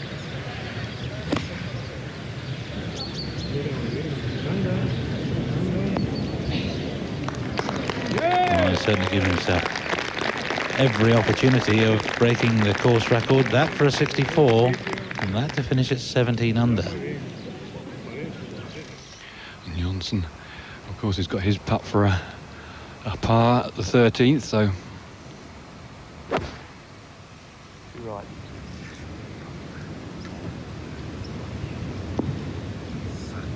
A little fortunate with that one.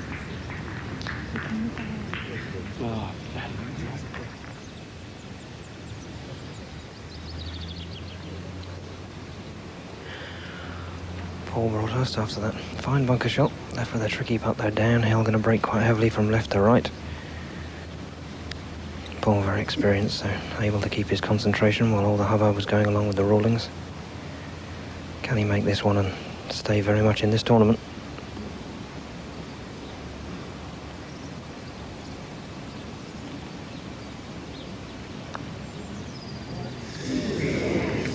So both Broadhurst and Olazabal drop shots at 13.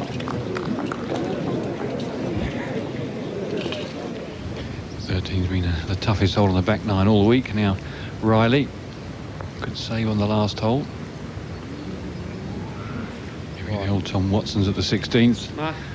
The chip not finding the bottom of the cup.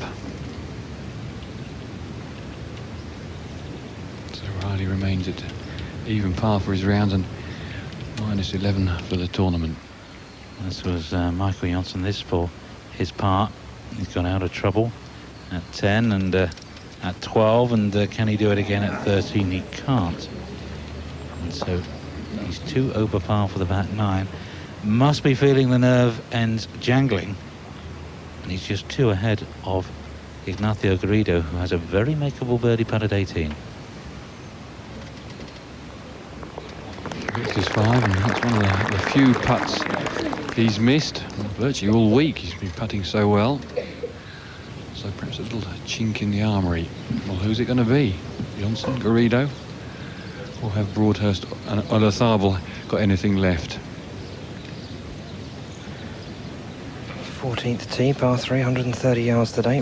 A little bit of breeze into the player's face, and flag cut away on the back right of the green, just 3 from the back edge. Paul teeing up on the left-hand side of the blocks to avoid the overhanging trees. Just a good full pitching wedge.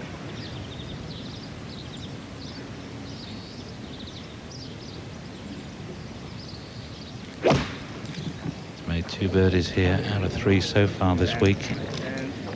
Desperately needs a third.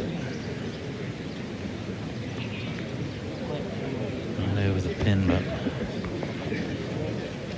obviously not on the green, not an easy one back.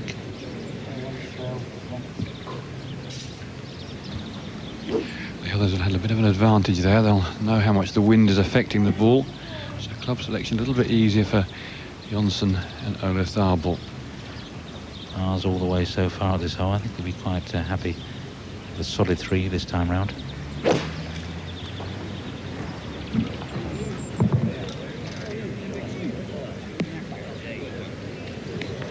I have to say on these closing holes, there's not many holes you can have a disaster on. Perhaps your second shot to the 15th, but the other ones you're not likely to drop more than 1 stroke at a time.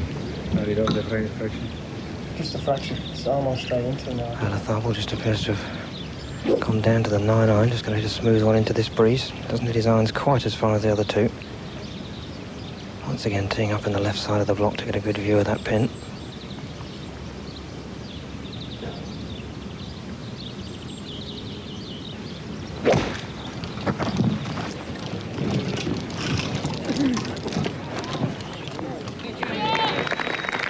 Club, but not quite the right line, but an outside chance of a birdie. This 14th green has almost got a mind of its own. Now Mark James, second to 17 from the elbow. This is where Michael Janssen yesterday went into the trees on the left-hand side, driver off the tee. I suspect he may not do that again when he comes to the 17th eventually. Peter O'Malley was the first round leader with a 65. He's level par today for a 71. Will be a 72.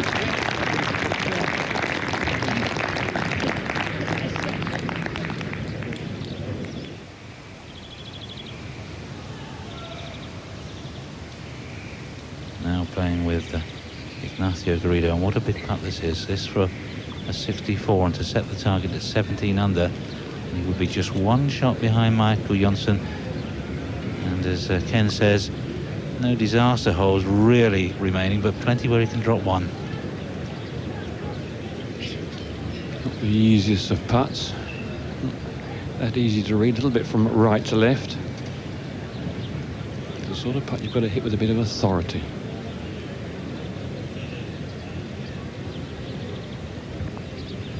Young man's putt. Oh, and he missed it on the high side.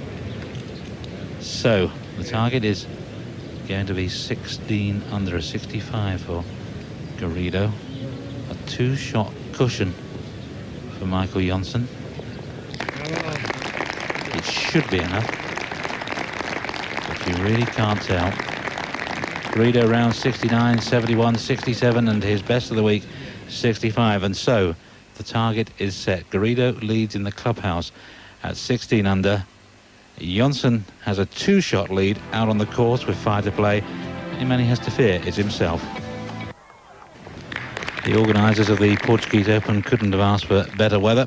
So much better than 12 months ago when we had a 3-hour delay for a thunderstorm in the morning, and it looked likely that we wouldn't complete 72 holes. We did, and Wayne Riley was our winner. And I wonder who is going to take the trophy this time round. Michael Janssen has a 2-shot lead over Ignacio Garrido, who's just checking his card of 65 in the clubhouse, and this at 14th is Janssen for par.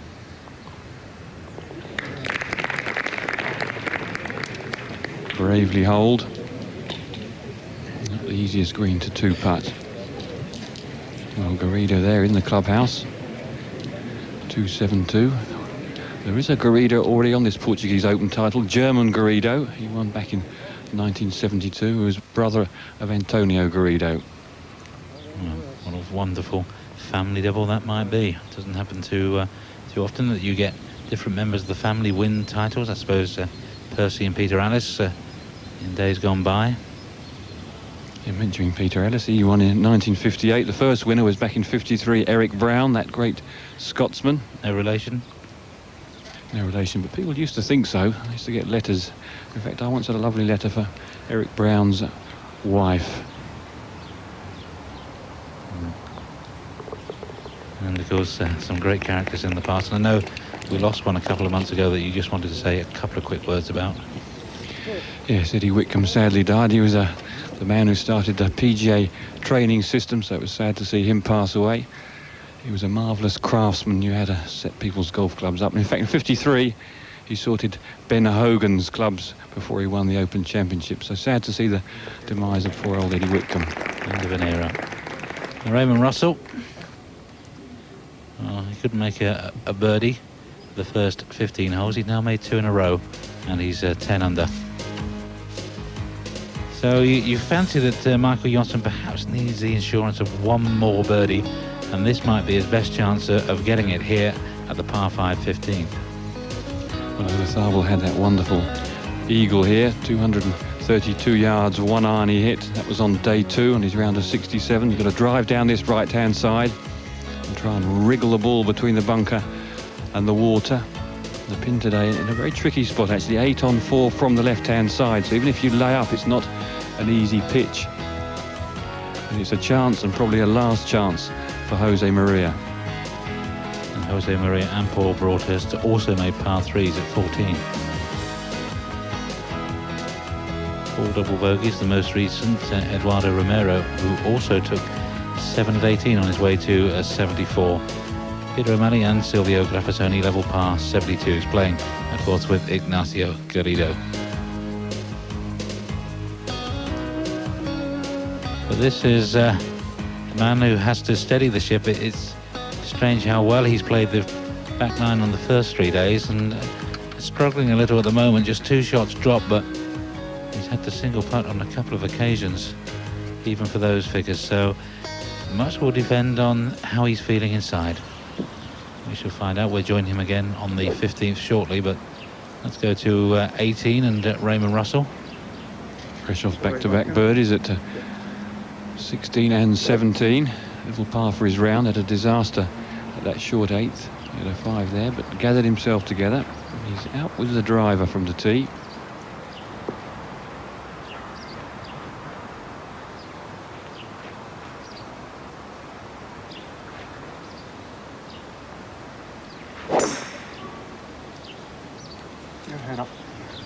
Low and a little bit of cut just to keep it on the fairway. Really classy shot, just pegged the ball down a fraction, sort of squeezed it out to make sure he kept it in play. A top quality shot. Well, Wayne Riley has tangled with the timber a time or two. He's still trying 100% on every shot. He's decided to take next week off, but Jose Maria and Severiano Ballesteros will be in the Canaries.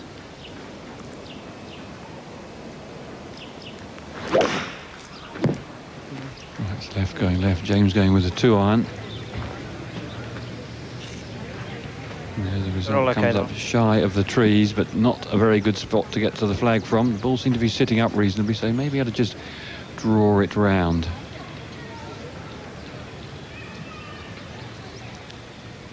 There's Vanslo Phillips at 17 as we hear from Tim Barter out with the leaders at all 3 tee shots of 15, safely away, finding the middle of the fairway, but 230 yards plus to the green.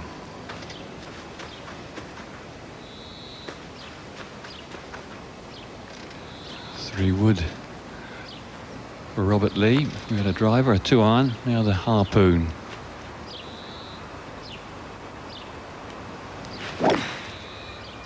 Back off the Challenge Tour, working hard on his game the last 18 months or so with Eddie Birchenough, the pro at Rawlins and St Anne's, and maybe a bit of work for you to do, Eddie, if you've got that one on video.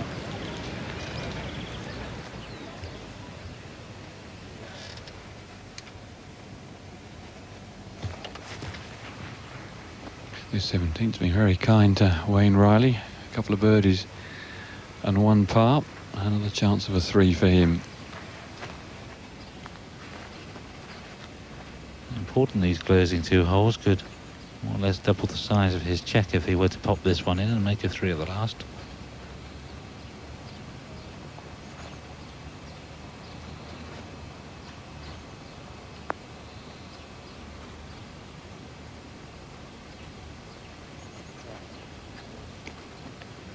Almost the identical shot he had a couple of days ago. 237 to the flag, second shot at this par 5 15th. 1 iron into the breeze, a low chasing one needed. Perfect angle.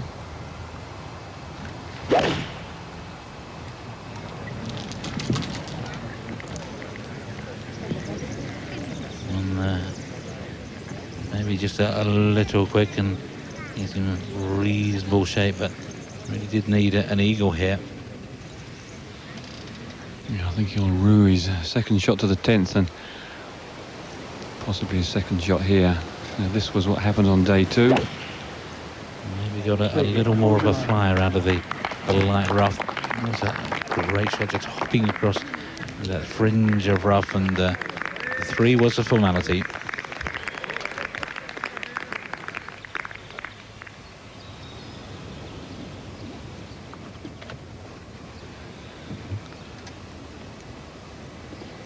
If you're going to leave yourself a putt on this 17th, this is about as easy as it gets.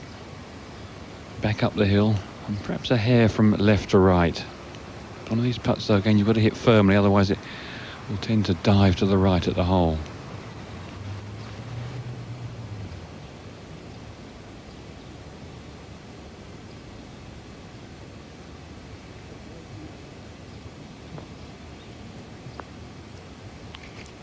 Never have the line.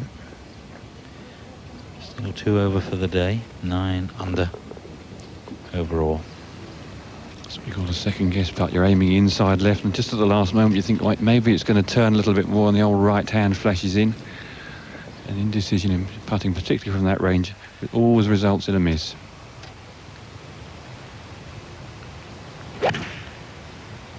Important shot for Johnson. The one shot he doesn't want to hit is the shot left over the trees towards the water, and that's a sensible play, not taking any chances, just setting up the chance of a 4, and it should be no worse than a 5.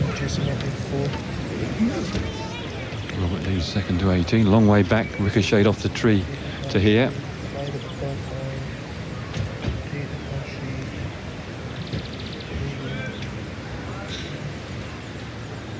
Sprayed that one out to the right, rather like the tee shot as well, so struggling on this 18th hole. Shame the first time really we've seen him, and he's played so well the rest of the week.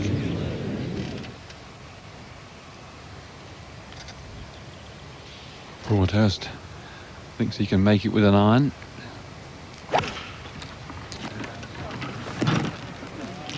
.226 2-iron.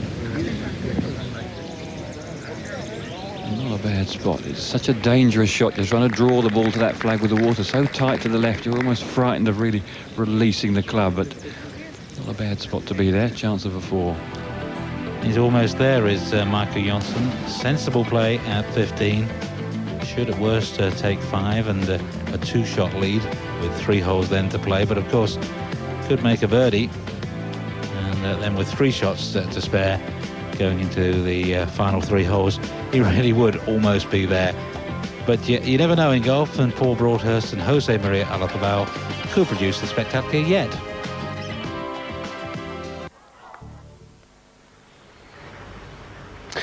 You see this troublesome thing with those markings of the Swedish colours? That is the ball of Michael Janssen. My studio position here is, well, it's been in the firing line just to the right of the 10th fairway for the entire time this week. And there was all sorts of trouble. He had to play 3 off the tee because it was a lost ball. Of course, there is no out of bounds here. It looks like the ball didn't go quite as far right as he did. It was about 4 or 5 feet off.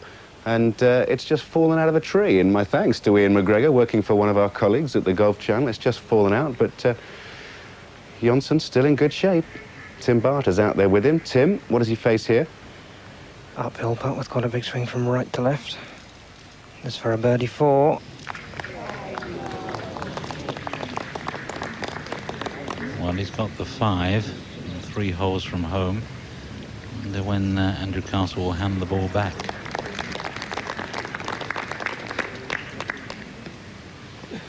Paul Broadhurst next to putt. He came up just short of the green in the rough there by the right-hand bunker and found an awful lie. Managed to pitch it up to this position, about 6 feet up the hill. Going to break just a little bit from right to left. Jose Maria Olazabal from about 45 yards has pitched down very close, about 6 feet past the hole, so he'll have that for a birdie.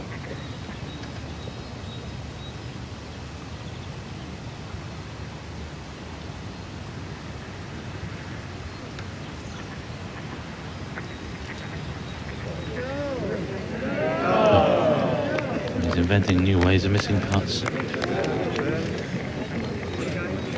It was amazing. It went right across the face of the hole, absolutely dead weight. Somehow it managed to stay out. Last year, Paul Broadhurst made more birdies than anybody else on the European Tour. Today, he can manage just the 1 thus far.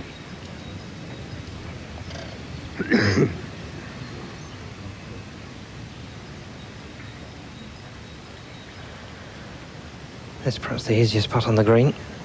Almost straight up the hill, just going to break a little bit from left to right, but he can afford to be nice and positive.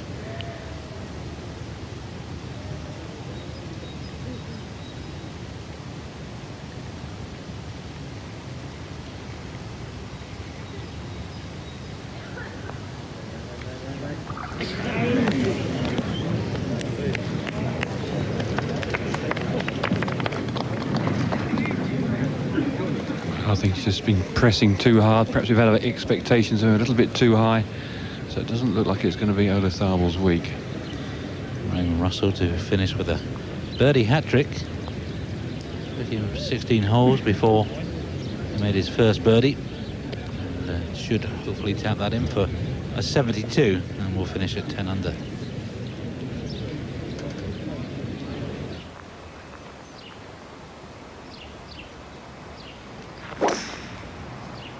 Although squirty, cutty tee shot going with the driver.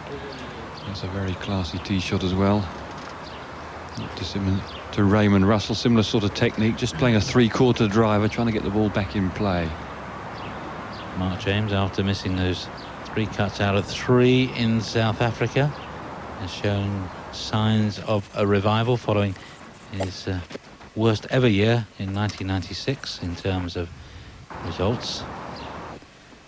And he played pretty steadily, 70, 66, 70, 72. And he finishes at 10 under. Not good enough at the moment for share of 9th place. Take your time and think about what Also sharing 9th place, Mark Mooland with a 68 today for the Welshman, Jose Caceres a 69, and Grafasoni and O'Malley, and Raymond Russell, of course. Paul Broadhurst first to tee off at this par 3 16th. Flag cut very much in the back right corner of the green on a direct line to the flag. just 5 yards over the front right bunker and 5 yards behind the pin. Big 8 iron or a smooth 7 for Paul. Looks like he's gone for the 8.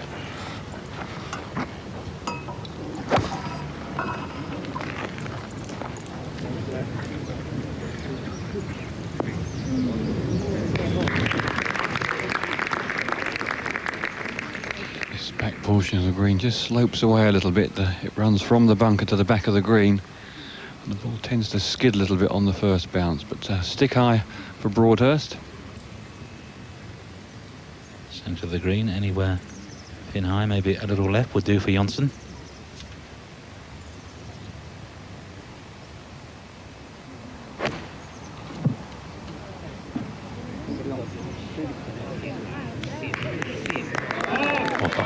Or maybe he's not going to do it the safe way.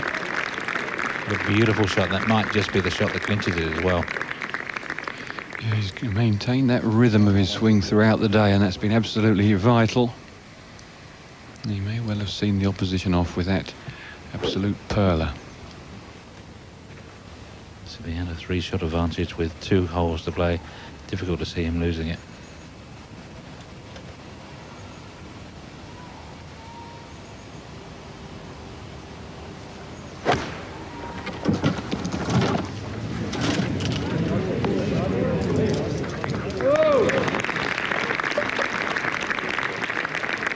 Head a little bit down and obviously a bit disappointed, a little bit disconsolate.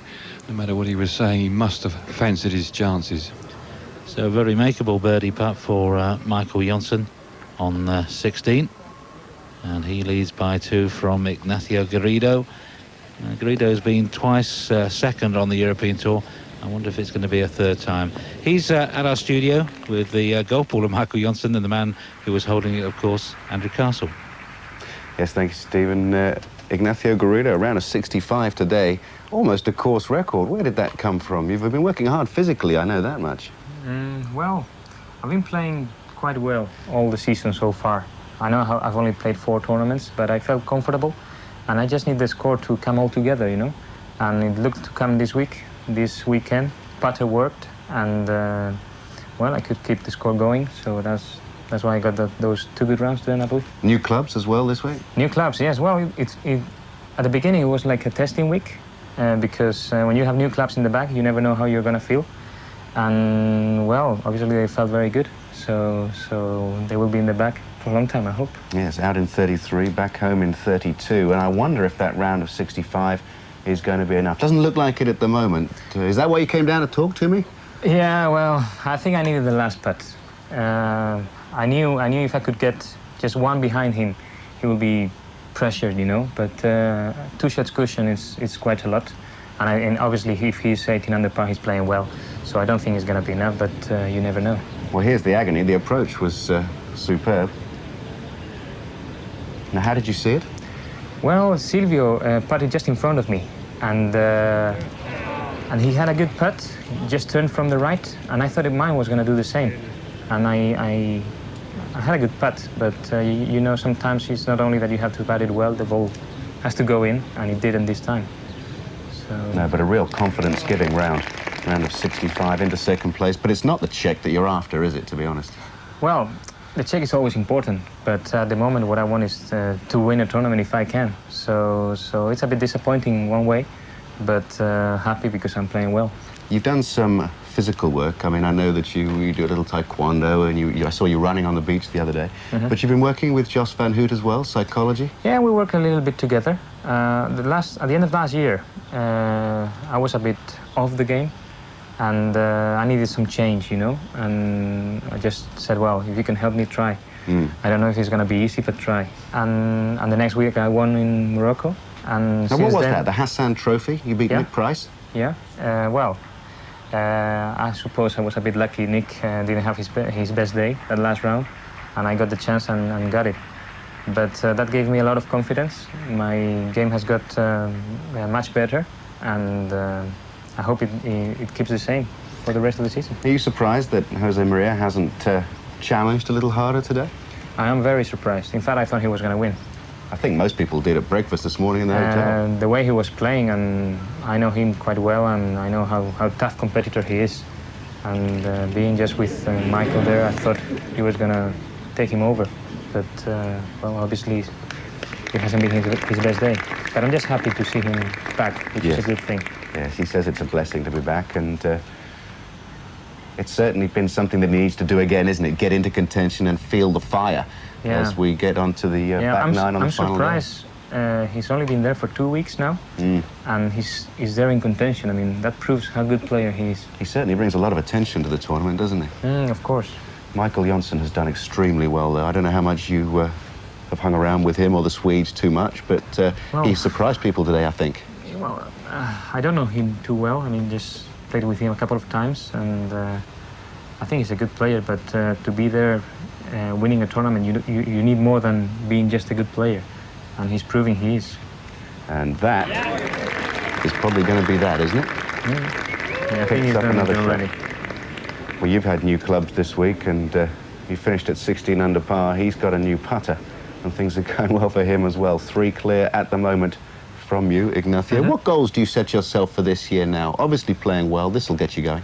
Well, I have to admit I want to win a tournament, but I'm not really eager for that. I mean, I just want to play well as I'm playing and keep scoring well. I mean, I'm scoring most of my rounds under par, which is a good sign, and I just have to keep doing like that. So presumably the winning putt against Tiger Woods on the 18th at Valderrama would be a nice way to finish your year. Why not? Hey, man, why not? Yeah, why not? Someone has to do it. May as well be you.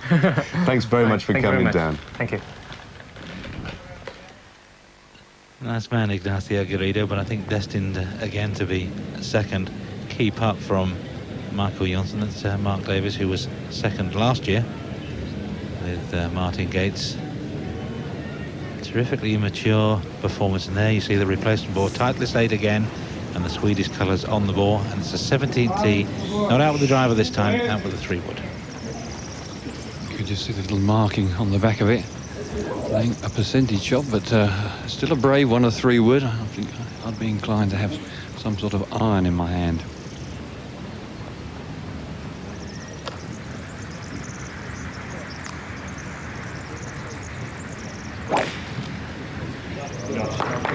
Into the trees yesterday and had to come out virtually sideways and drop the shot. And that one, position A in the mare's parlour. Yes, and that's where all the tee shots finish on this 17th, so there's always a chance you might finish in an old divot, but that was a shot of a confident man. Paul Broadhurst going with the iron, 2-iron. It's a very elevated tee, and players just playing for position at the elbow of the dogleg and then relying on their pitching. Paul had a little chat with Bill Ferguson overnight, his coach, and suggested he dropped his hands down a little lower.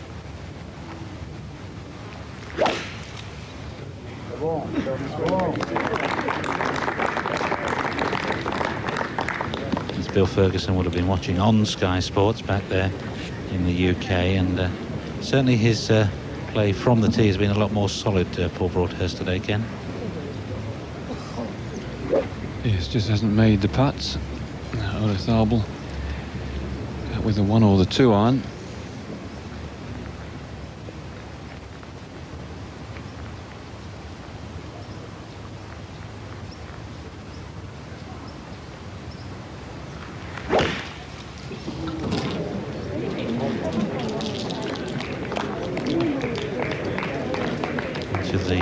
Trees and a little bit of a lucky break, but he just seems to have lost that tempo.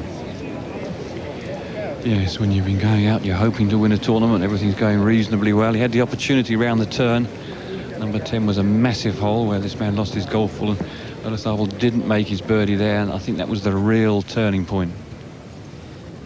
218 then, and third shot of Vanslo Phillips.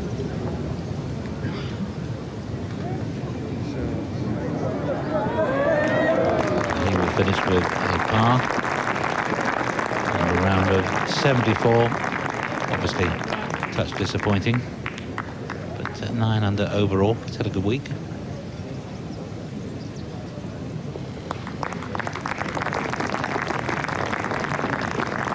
Quite low for Vanslo today, 74, but he'll be quite pleased with that, and a reasonable finish, certainly a top 20 anyway. It's tied 15th at the moment. Just look at this swing of Paul Broadhurst. Well, Bill Ferguson asked him to make an alteration to his hand position, but this is the key to Broadhurst's game. You can see how late he gets on it. And a real lag from the top of the swing. Just look at that, almost touches his shoulder on the way through, a la Ben Hogan. And then if he does that and times it well properly, he gets a lot of good shots. But if he gets a bit quick from the top, he can spray it about a bit, can Paul Broadhurst. But when his timing's right, he's a real star. It's just never got going with the putter today. And, still able to smart. I think he knows he's headed in the right direction. A lot of big money tournaments to come. Now Mark Davis. This is to join the posse really on 9 under, 11 of them. And 74 today. Never made the start. It's so difficult when you open with an 8, a triple bogey, to get back into contention.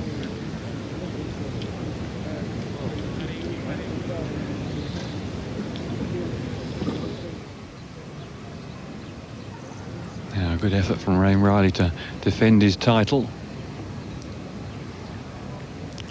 This for a birdie, and that moves him into a share of 5th place. So a happy ending for Wayne Riley. Again, not much happened really for him today, a 71, despite his attacking intentions and efforts. And Riley finishes at 12 under, shares 5th with Stephen Allen and Darren Clark. 271 last year, 277 this.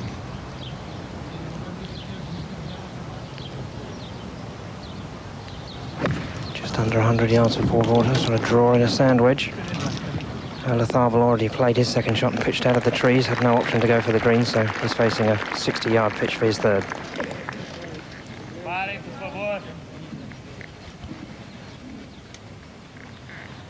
Now Michael Jonsson, only 24, didn't really come through the Swedish system as an amateur. 3rd year on the tour and on the verge of his first win, and I think the confidence of knowing that his 2 playing partners weren't making a move has spread through to Jonsson. Spent some time in Florida, 3 weeks in Florida.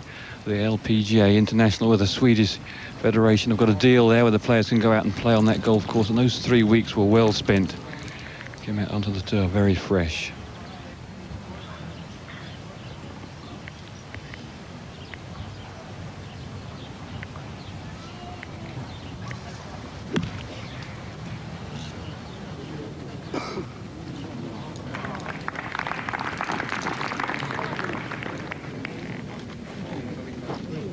Been the day that everybody expected for Jose Maria Aroeira.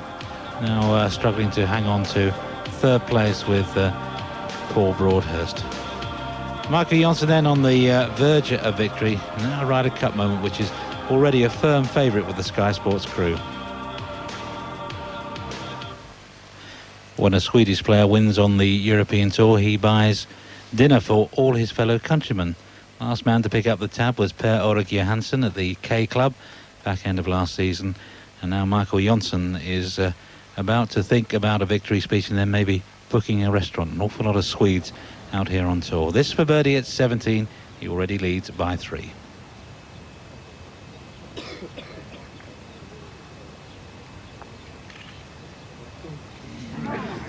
For once the putter lets him down. Just a little too much pace on that one, but par will do, of course. Leading by 3 from Ignacio Garrido.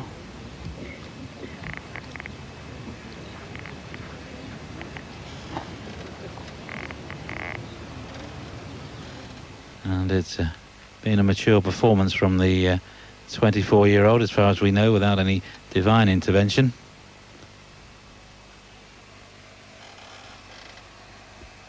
Whenever you win a golf tournament, though, you've always had a few good breaks. Someone's looking down on you, and he's made the most of them. It's been a terrific performance, particularly today. Yes, maybe the key moment was at the 10th, when could so easily have taken a 7.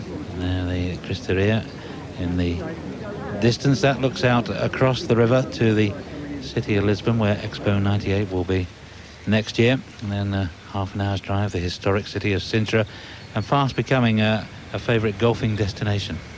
Yes, I spent many happy hours down in the Algarve at Penina with Henry Cotton, who used to live out here with his lovely wife Toots. They left on the first green at Penina. Of course, there's Villa Sol, and there's 11 lovely golf courses around Lisbon here. And here's a look at the past winners. It's Wayne Riley last year, 13 under when the par was 71. Adam Hunter in a playoff with Darren Clark at Peñalonga, and Philip Price a year before at a course that looks down over the Estoril Formula 1 track. David Guilford at Villa Sol in a playoff, and before that Ronan Rafferty also at Villa Sol, and Stephen Richardson's also won this title. Sadly, big man from Hampshire didn't make the cut this year. We've been blessed with some wonderful golfing weather, as we often are in Portugal. Very little breeze, the sun has shone all week. The course has got better and better. It's been a terrific week's golf. Couldn't have been better for the organisers. The big story with Jose Maria Olazabal and Severiano Ballesteros the first 2 days, trying his hardest to make the cut and just failing.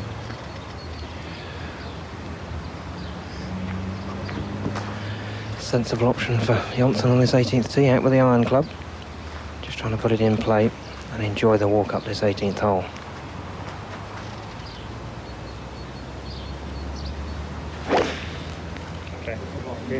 Lovely rhythmical swing. He's out of bounds up on the bank on the right where he hit it yesterday. That is inch perfect. Third year on tour. Of course, the opening year, 36 in the order of merit. All seems so simple. 4 top 10s. Last year was a little tougher, as it often is for the young players. It's not quite a novelty anymore. But he's back on course, and how.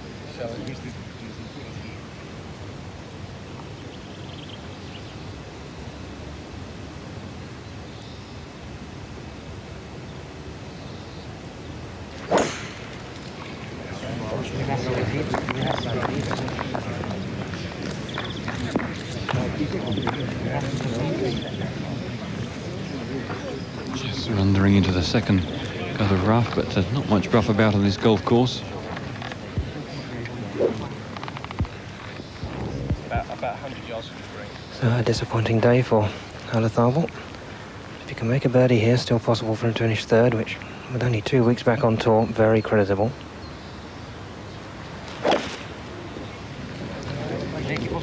The stroke average has gone well under 69. It was the best on the European Tour. He'd gone ahead of Ernie Els, and he'll be back at Las Palomas next week, as far as we know.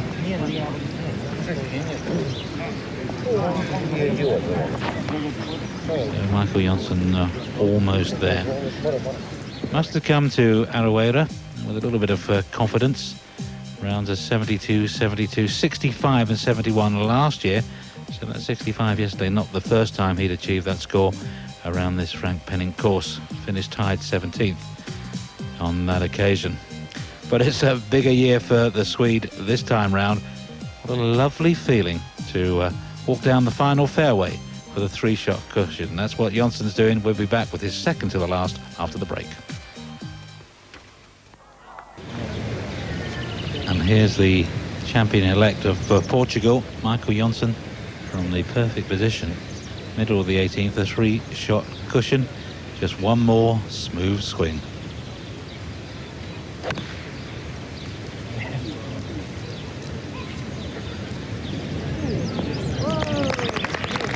Nicely done. No heroics. It must be a lovely feeling, Ken Brown. You've taken out of 18 a time or two. Yes, well, your first victory, almost always the most memorable, so it'll be in his memory bank for the rest of his years.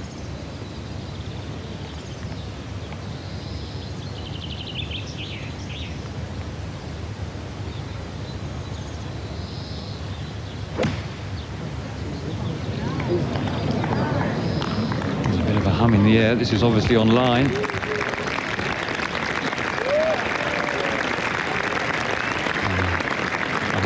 Nicely controlled iron shot, just drawing it round the trees. A real master golfer, and it's great to have him back. You never know, it might be next week.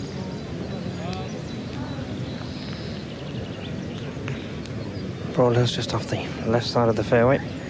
A couple of overhanging branches of the tree in front that just interfere a little bit. 135 yards to go. So a good pitch shot for Paul. Just needs to bring it in slightly from right to left to avoid those branches. Remember, he and Olazabal contesting third place at the moment. Paul a shot ahead, but Ollie with a very good chance of a 3, so still much to play for.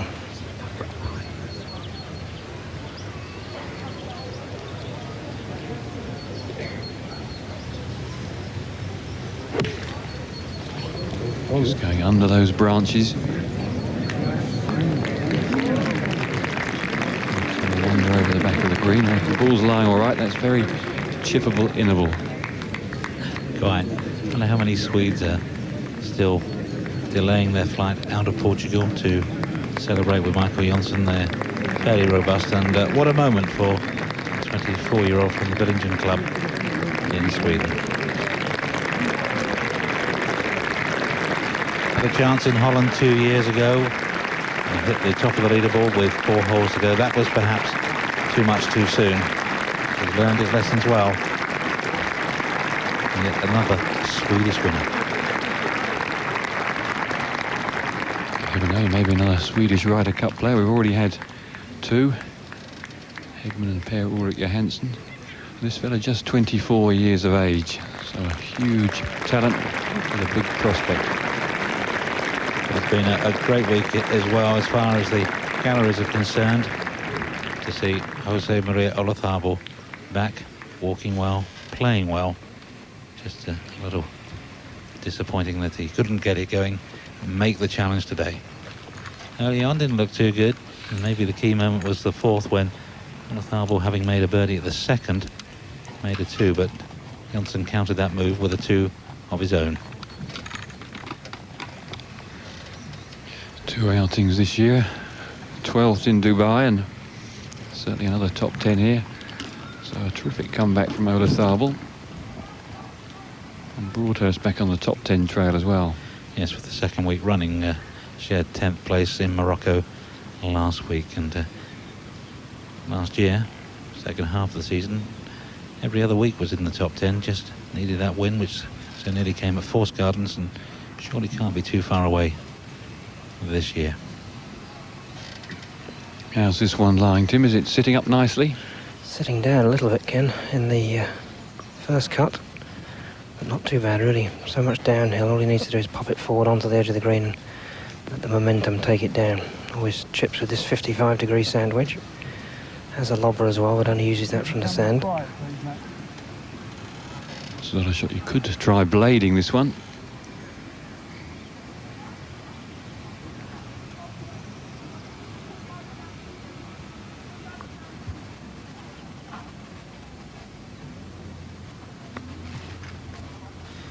Turn.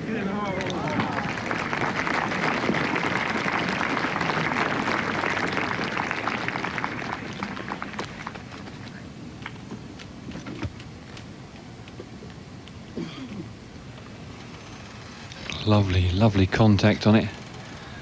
And always when you try to hold a chip, there's a chance if it does miss, it usually goes a little bit further past than you would have liked.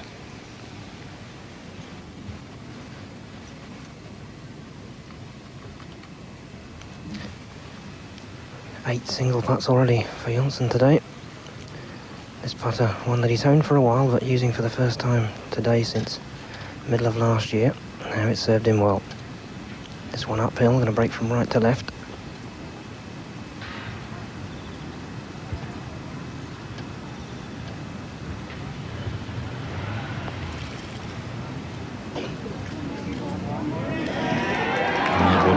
Just mark his ball, let everybody else tidy up, and then a simple tap in to become the winner of the Portuguese Open.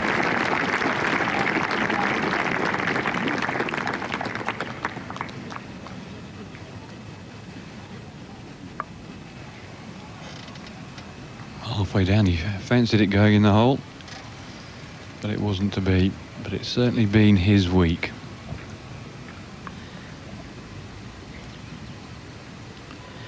he can relax and just watch you. Olatharbo, a little bit of work still to do. This for a share of third place, perhaps with Paul Broadhurst, or Broadhurst still with a putt for par. So much can happen in the next couple of minutes.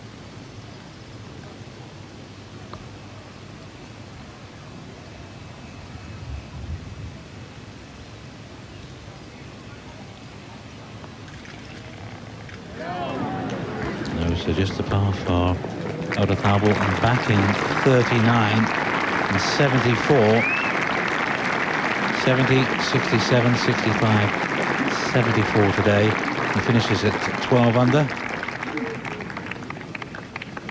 and shares fourth place at the moment with Darren Clark, Stephen Allen and Wayne Riley.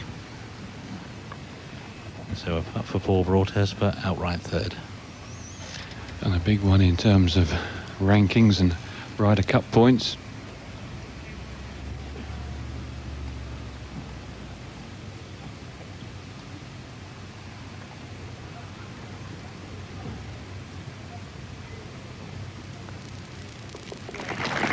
Well done. The 73 today. Olatharbo never really got a challenge going. And just the one birdie, that coming at the 9th, and the 2 bogeys. But this, the winning putt for the 24-year-old Swede. What a sweet feeling. The first time winner on the European Tour this year, the third in a row, following in the footsteps of Richard Green and Clinton Whitelaw, and the second European winner on this year's schedule. After 8 weeks, we're back in Europe, and we're back with a European winner. Many, many congratulations to Michael Johnson. Yeah, marvellous efforts. 4 rounds in the 60s, 67, 65, 68, and a very creditable 69 today under a lot of pressure. A marvellous performance for him, and it's a day he'll remember for the rest of his life. I wonder if it's going to be a big year for the Swedes. They were relatively a little quiet last year. And maybe they'll be back with a bang in 1997. Just the paperwork remains, always very important. But he recovered well from the one real potential problem, and that was at the 10th hole when he lost his ball, stayed up a tree for some time. And good crowds have come out from Lisbon to watch this tournament. Many would have expected to see Jose Maria Olatharbo win. It wasn't to be. Ignacio Garrido, the leading Spaniard, but by 3 shots, the winner, the Swede, Michael Johnson.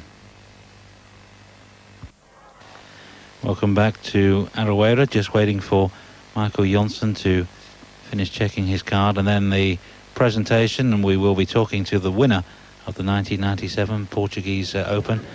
It's been a terrific week. We have sadly a problem with our leaderboard, which is why we can't run through all the scores for you, but I think we've covered most of them over the last 3 hours or so. And in the end, Michael Johnson with rounds of 67, 65, 68 and 69, 4 rounds under the 70. He's only 24, and we keep talking about the next generation, and I suppose Michael Johnson must be right up there with our best young players. No doubt about that. And of course, Ignacio Garrido, he's just 24 as well. A super round of golf for him. And a little further down the leaderboard, Stephen Allen, the Australian, he's just 23. So it's been a good week for the youngsters. And also been a good week overall for Jose Maria Olatharbo. Peter O'Malley maybe a little low after 65 to lead after round 1. Raymond Russell perhaps might have been a bit better than 10 under at times. Ronan Rafferty finishing quite strongly, but it's all about the Swedish champion of Portugal. People always, professional golfers are always very, very careful of how they do their card. We've had some mistakes made over the years. A vital thing, you're so excited. It's easy to make a mistake, sign for a wrong score. So until that's all confirmed in the PGA van there, they're not the winner. But he is the winner now. But no fairy tale ending for Jose Maria Olazabal. But, you know, 2 weeks back after being out so long, I think he's on course to return to the very, very top very shortly. So Jose Maria Olazabal showing third place with rounds of 70, 67, 65 and 74. But the winner once again is Michael Jonsson from Sweden. Let's cross to the 18th for the presentation of the trophy. Thank you very much, Steve. The champion, 1997 Portuguese Open, Michael Jonsson. Olazabal, Paul Broadhurst chasing you. You were supposed to choke, but you didn't read the script. Congratulations. Thank you. It's been a wonderful afternoon. I got a great start. I actually didn't feel very nervous at all. Was worse yesterday, actually. You didn't get nervous even though Ollie had a couple of birdies in the first few holes? No, not really, because it just felt great. I was hitting the ball really good and felt really good the first 9, and I had a bit of unfortunate break on number 10. Do you know exactly what happened to your ball there? Because that was the moment that it could have gone south there for you. Yeah, as my caddy just saw the ball, hit the branches, and you don't know where it went? No, it's probably stayed up there. Yeah, I tell you, it stayed up there for about an hour after you got your 6, and here it is. Oh, it fell out of the tree, and one of the guys in the TV compound found it. So I'll make a little presentation to you of that. Thank you. I didn't steal it. You didn't hit it into the studio position, but I tell you what, I've got to give it back to somebody afterwards, unless you really want to keep it. I think you ought to have that frame, that putter framed as well. It's been very good for you. It's working so good. That's really the key for the whole week.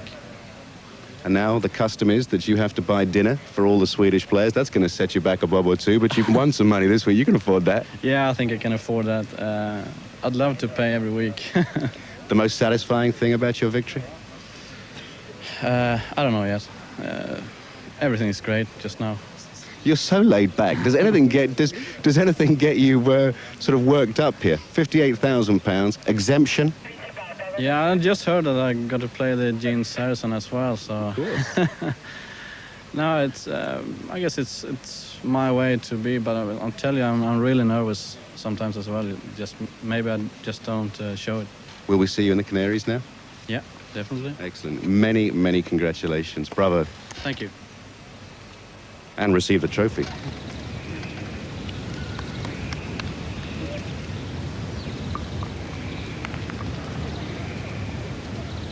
So the trophy, the 41st time it's been presented, goes to Michael Jonsson.